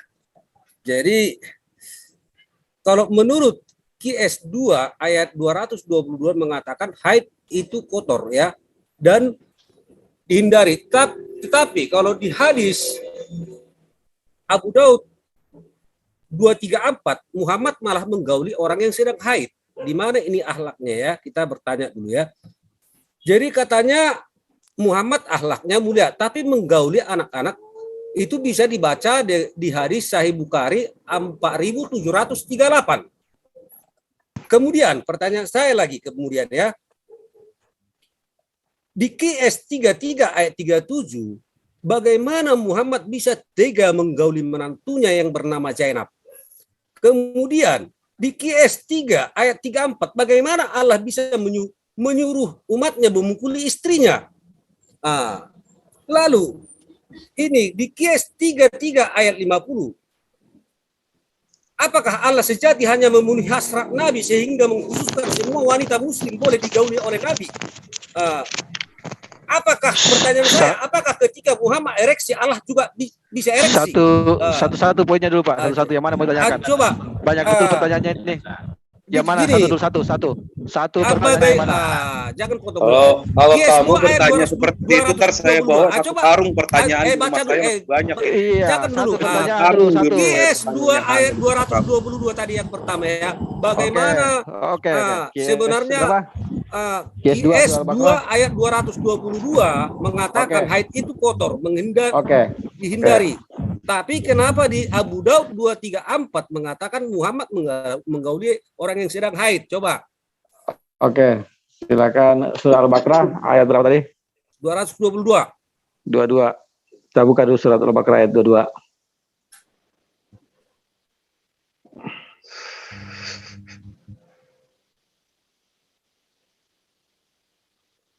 Itu bisa dibacakan. Mereka bertanya kepadamu tentang haid. Katakanlah haid itu adalah suatu kotoran. Oleh sebab itu hendaklah kamu menjauhkan diri dari wanita yang di waktu haid dan janganlah kamu mendekati mereka sebelum mereka suci. Apabila mereka suci, maka campurilah mereka di tempat yang diperintahkan Allah kepadamu. Sesungguhnya Allah menyukai orang-orang yang bertaubat dan menyukai orang-orang yang menyucikan diri. Nah, begitu kita. Lalu di Abu Daud 234. Coba. Kita buka dua bulan Abu Daud 234. Kita buka dulu ya. Sabar. Ya. Bisa besarkan kalau karena nggak bisa apa. Kang Alwi boleh sedikit? Ya, silakan Bang Wilda. Sabar dulu ya, Pak ini sabar dulu. Pak siapa tadi? Pak Tambura. Ada masukan dari grup karena untuk hadis-hadis tadi ternyata dicari oleh teman nggak sesuai, mungkin hadis palsu. Makanya mohon coba ini itu kan hadis bisa ini dibaca. kayak kurang ini. Ini bukan hadis tambah. Kemudian menudurinya pada tunggu sabar dulu. Hadisnya ini perlu dulu. Ini tampilan hadisnya ini tidak meyakinkan ini. Itu buku Muslim itu. Semua ditulis oleh itu tambahan ya. Jangan bilang itu doib ya. Bang Ucok, boleh saya share screen? Bisa langsung bisa. Oh langsung, oke. Mana apanya? Mana akhlak nabinya? Coba. Kenapa dia berani melanggar? Sabar dulu, kita tunggu dulu hadisnya. Kita buka dulu, Itu sabar. hadis yang barusan sama semua. Makanya sabar dulu. Hadisnya itu udah kamu tambah-tambahin itu. Enggak ada aku tambahin itu. Sejak kapan aku menulis hadis? Jangan Ya, kalian tunggu, sabar dulu. Kita lihat dulu hadisnya sebentar ya, sabar dulu. Sabar.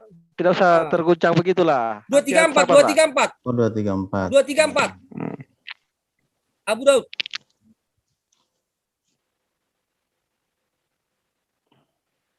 Siap, Pak Yusuf. Bagus Pak Yusuf. Keluarin kitab yang aslinya biar disuruh baca itu.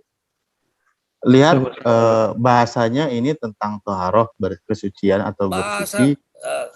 Lihat babnya, lihat. Saya jelaskan dulu. Pak, kan Bapak mempertanyakan. Nah, ini lelaki boleh mencubu wanita selain persetubuhan. Oke? Baca di bawah, yang dibaca bawah. Iya, siap. Muhammad itu menggauli Aisyah itu. Sabar dulu.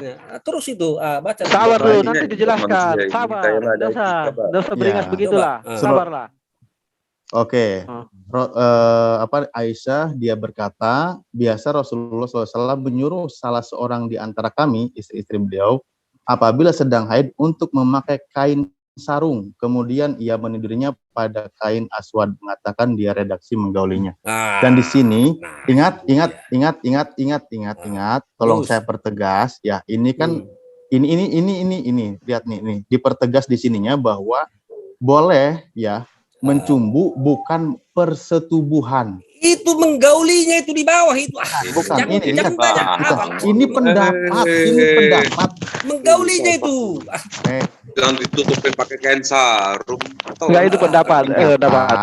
Kemudian menudurinya artinya bobo adek gitu. Maksudnya bobo adek. Ini contoh, Pak. Bapak bertanya, saya jelaskan. Iya. Contoh ya. Saya jelaskan, ini ada pendapat menggaulinya, karena pendapat menggaulinya ini salah. Menggauli Muhammad, menggauli Aisyah juga. Itu pendapat, Pak ini, Pak siapa ini? Pak siapa ini? Dosa beringas. Bohong sama kami. Tidak usah beringas, enggak ada yang bohong.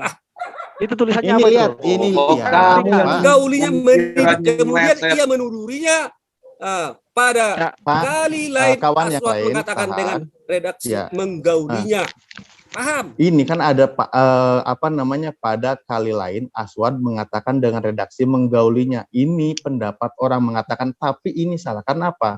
Lihat redaksi hadisnya. Pertama saya bilang di sini judul tentang bab apa laki-laki boleh mencubu wanita selain persetubuhan. Ingat ya Pak. Nah, lalu di sini banyak hadis sahihnya dipertegas. Oke, saya klik lagi. Ya, menggauli wanita haid. Nah, ingat di sini pertegas, apabila salah satu dari kamu sedang haid, maka Rasulullah memerintahkan untuk memakai kain. Kemudian beliau mempergaulinya selain hubungan intim atau jima. Ini pertegasnya, Pak. Oke? Kalau Bapak mau memframing, ya mungkin di antara kawan Bapak tidak ada yang bisa bantah. Tapi di sini, ini hadisnya juga sahih. Ingat Pak, masalah haid itu istilahnya kan boleh dia istilahnya suami istri itu di luar hubungan intim yang sifatnya hubungan intim itu ya karena sedang haid itu dilarang. Di luar itu ada yang diperbolehkan. Jadi boleh digauli begitu ya? Oh iya. Pak, ini jangan bilang menggauli Pak. Siapa ini Pak Tambora? Itu yang di bawah itu baca itu menggaulinya. Bukan saya ini lihat redaksinya. Bukan aku yang nulis itu. Aduh. Jangan main-main lah. Iya, ini lihat. Boleh itu. Baca semua. Baca semua.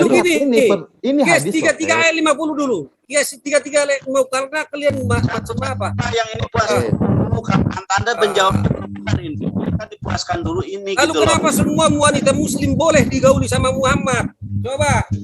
Oke, baik. Semua wanita muslim. 33 ayat 50 coba. Sebentar. Bapak tahan ya. Iya. Siapa ini Pak Tambora? Tidak usah beringas. Sabar. Iya, saya enggak sabar Pak Tambora. Tidak usah Anda kesetanan. Tapi jangan di-mute saya. Marah saya kalau di-mute. Roh Kudusnya dipakai dulu. Roh Kudusnya dipakai dulu. Jangan iya, baca dulu Kes 33 ayat 50. Oke, siap. Surat Al-Ahzab itu kan ya. Sebentar. Saya mau searching lagi. Ayat berapa? 50. Kok kesetanan 33-50. Oke.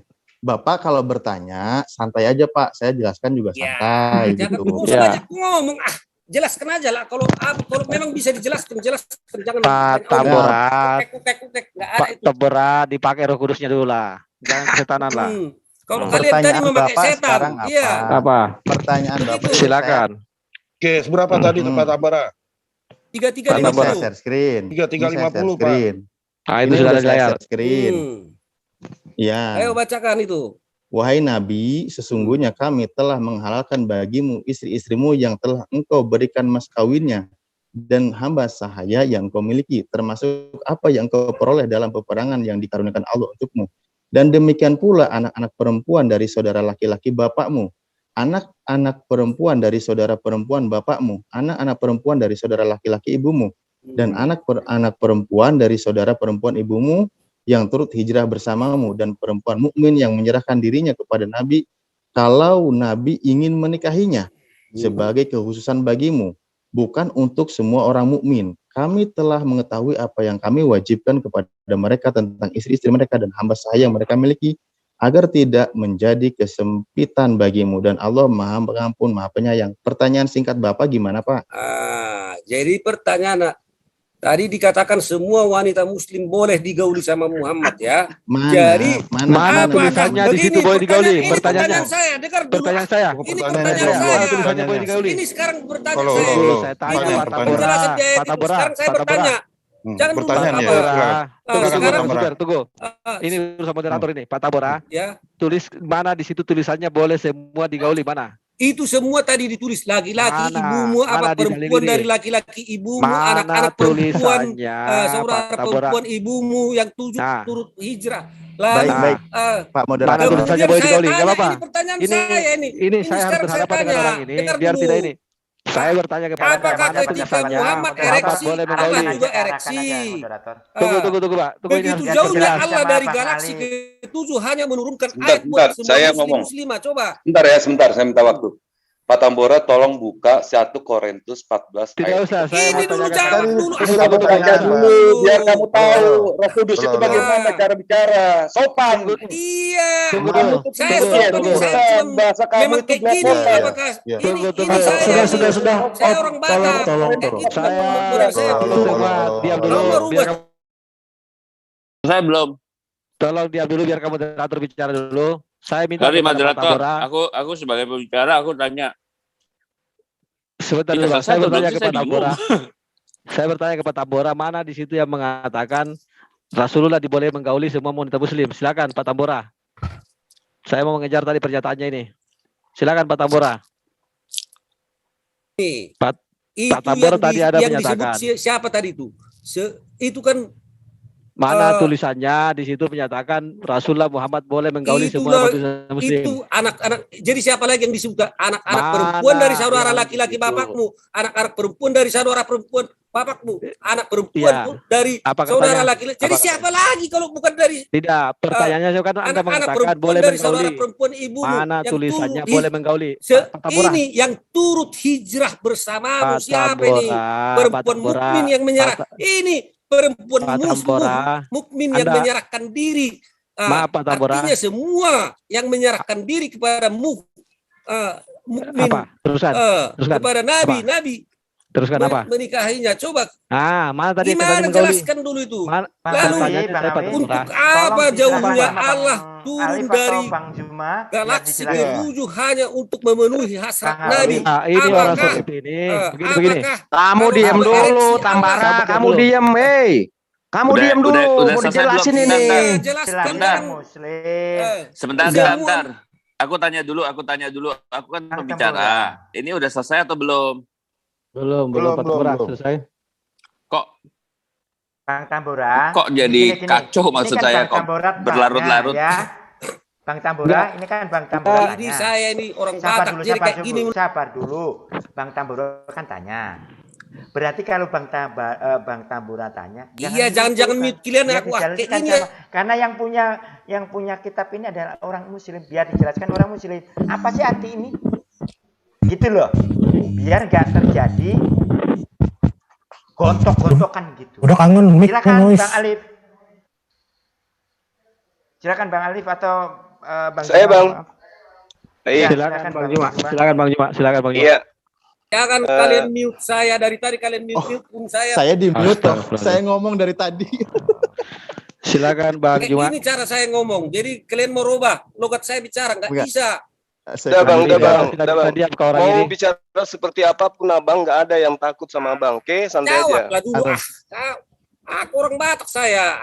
Memang orang Batak emang yang tidak bisa baca orang Quran, Batak. diam. Ini kita yang tidak bisa baca Quran, diam. Ya, izinkan kami menjelaskan. Saya dari tadi ngomong ke mute. Silakan Pak Juma. Ya.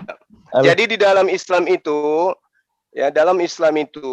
ada Al-Quran, ada hadits. Orang di luar Islam itu tidak bisa mendapat celah di dalam Al-Quran selain daripada memelintir dan memahami Al-Quran itu berdasarkan nafsu mereka. Begitu juga hadits. Mereka nggak paham apa itu asbabul wurud, apa itu sanad, matan, dan perawi.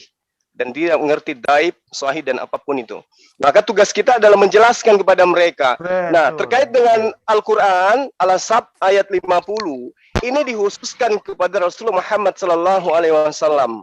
Bahwa Rasulullah diterangkan di sana, telah dihalalkan bagi dia istri-istri yang telah beliau berikan mas kawin, satu. Dan juga hamba yang dimiliki, artinya budak yang dimiliki. Oke?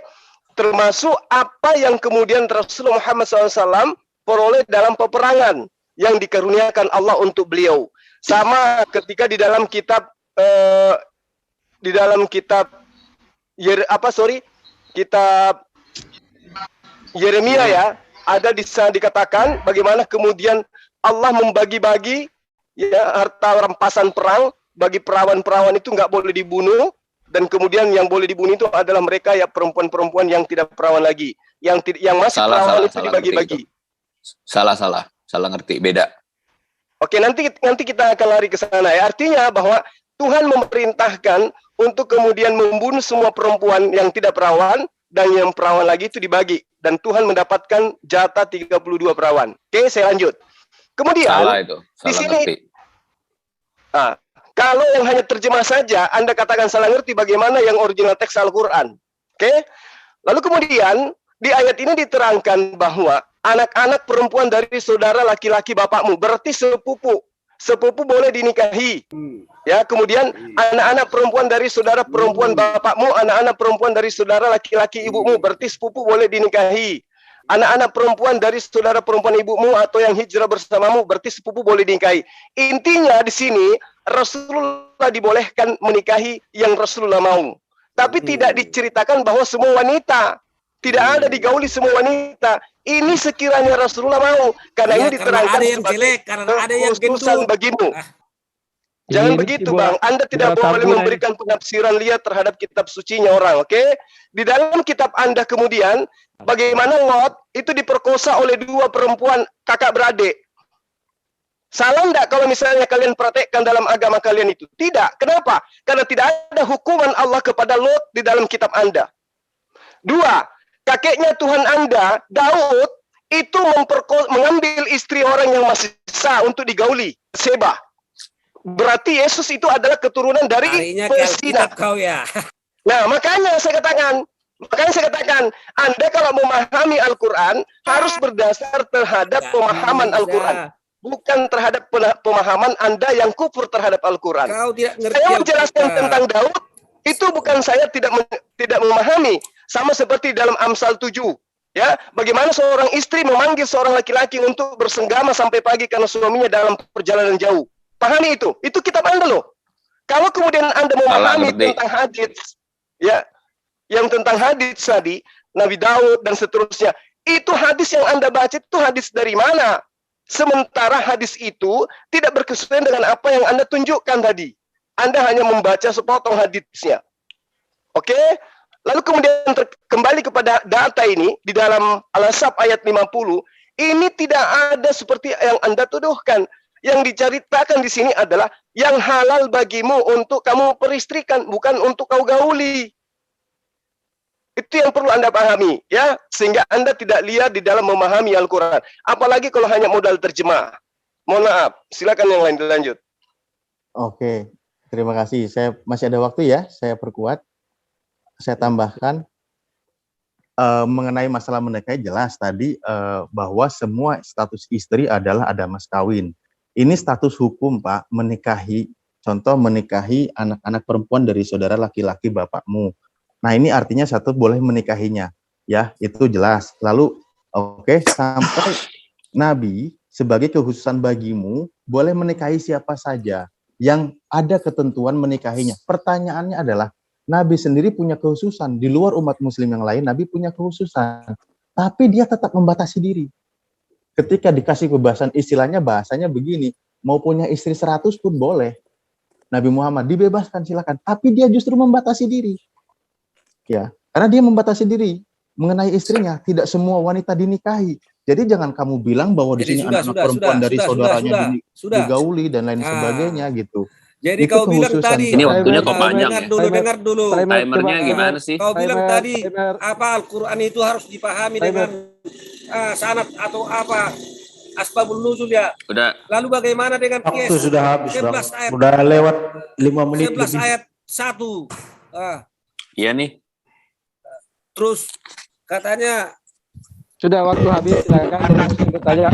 Kali batasi. Bohong kalian semua di hadapan tidak boleh kalian bohong. Assalamualaikum warahmatullahi wabarakatuh. Ini saya mohon ini maaf langsung ini.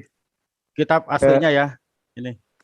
Enggak apa-apa Bang Yus, tidak usah kita jawab itu. Kita ini giliran muslim yang bertanya. Lanjut yang terakhir ya Pak Penunggangnya.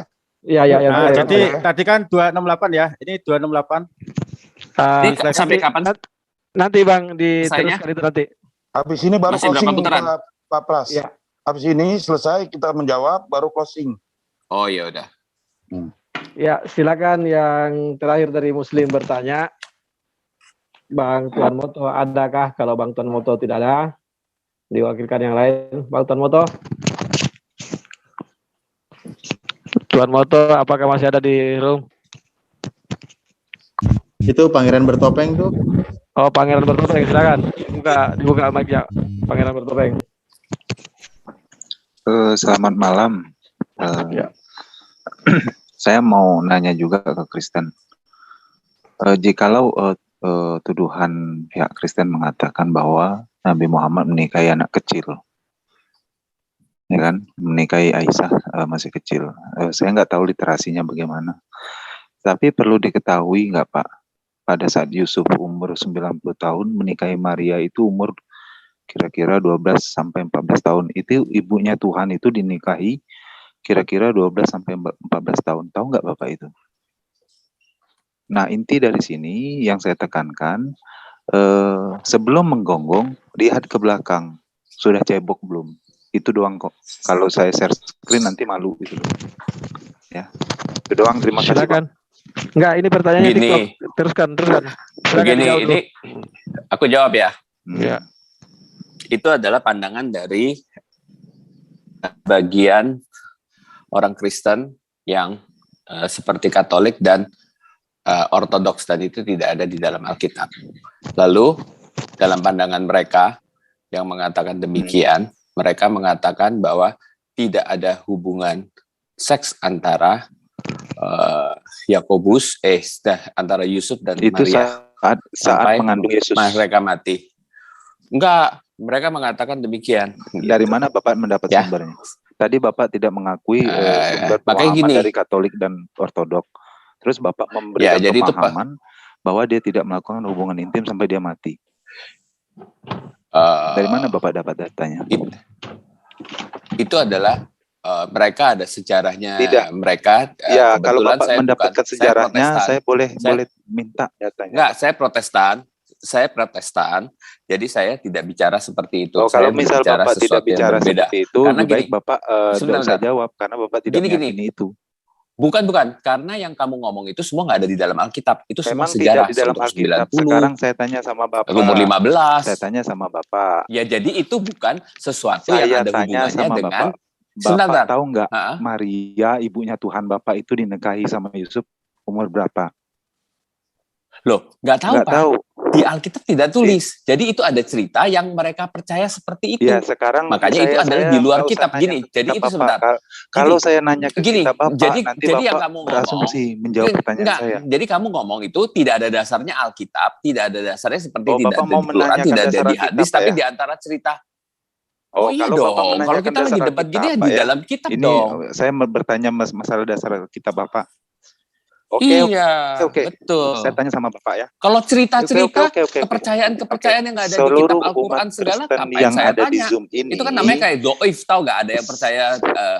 Sebentar. Aku tidak mengatakan, aku tidak itu kamu. Maksud aku gini loh. Kan kamu percaya kan ada yang doif, ada yang itu kan.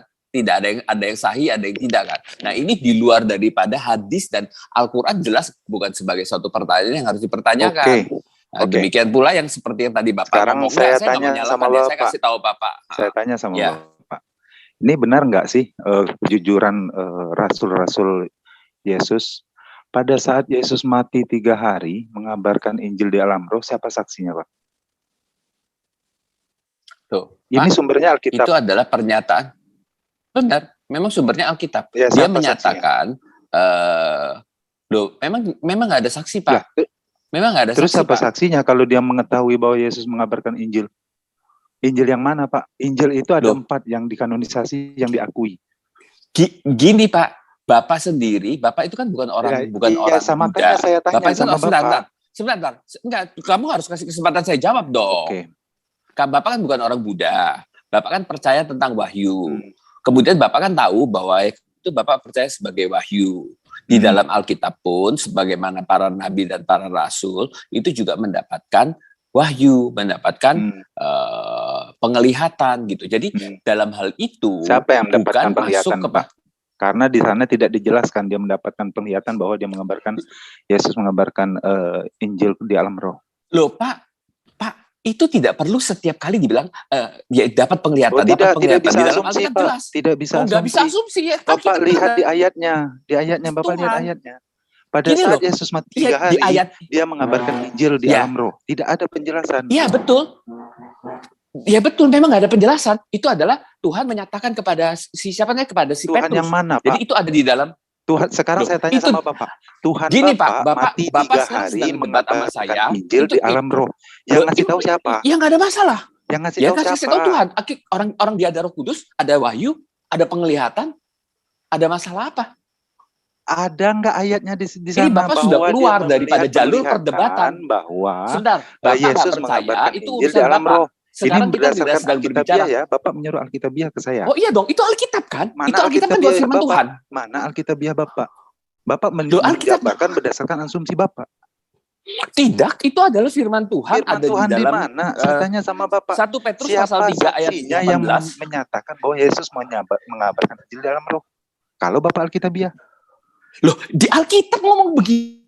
Siapa saksinya? Alkitabiah. Di dalam kalau kamu mengatakan sesuatu di dalam Al-Quran itu berdasarkan Al-Quran. Pada saat jadi Yesus gini loh, kamu sedang mempersoalkan dalil. Tolong Bapak dengarkan saya. Kamu sedang mempersoalkan dalil. Saya Bapak. Pada saat Yesus mati sepenggal ayatnya.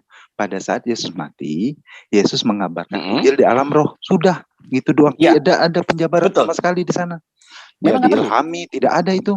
Enggak perlu kan udah dikatakan di dalam Alkitab. Saya sudah Alkitabiah loh. Loh itu Alkitabiah. Kamu mana, mempersoalkan sesuatu yang di dalam Alkitab. Itu dalil.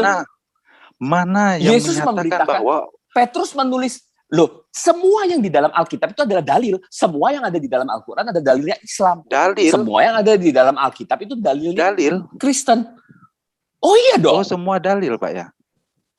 Betul. Kemudian kamu dari tadi nyerang-nyerang ayat tidak karena teman kamu Bapak, keluar jalur. Sorry. Karena ini teman sebenarnya udah keluar jalur nih. Kehendak. Sebentar, enggak, bukan. Ini karena teman Bapak memaksakan kamu sudah keluar jalur. Hadis tadi. Kamu saya sudah keluar jalur. Kehendak saya di Injil Bapak. Itu loh. Loh iya dong. Apa? Mana saksinya? Loh iya dong. Yang menyatakan bahwa Yesus mengabarkan Injil ke alam roh. Pertanyaan yang lainnya, Bapak, saya tanya. Enggak bisa, ini adalah perkataan Alkitab. Enggak bisa, itu tulisan di dalam Alkitab. Adalah firman Tuhan mengatakan itu. Tunggu dulu. Perkataan itu adalah firman Tuhan. Tunggu dulu, saya belum selesai. Iya. Yesus mengabarkan Injil di alam roh.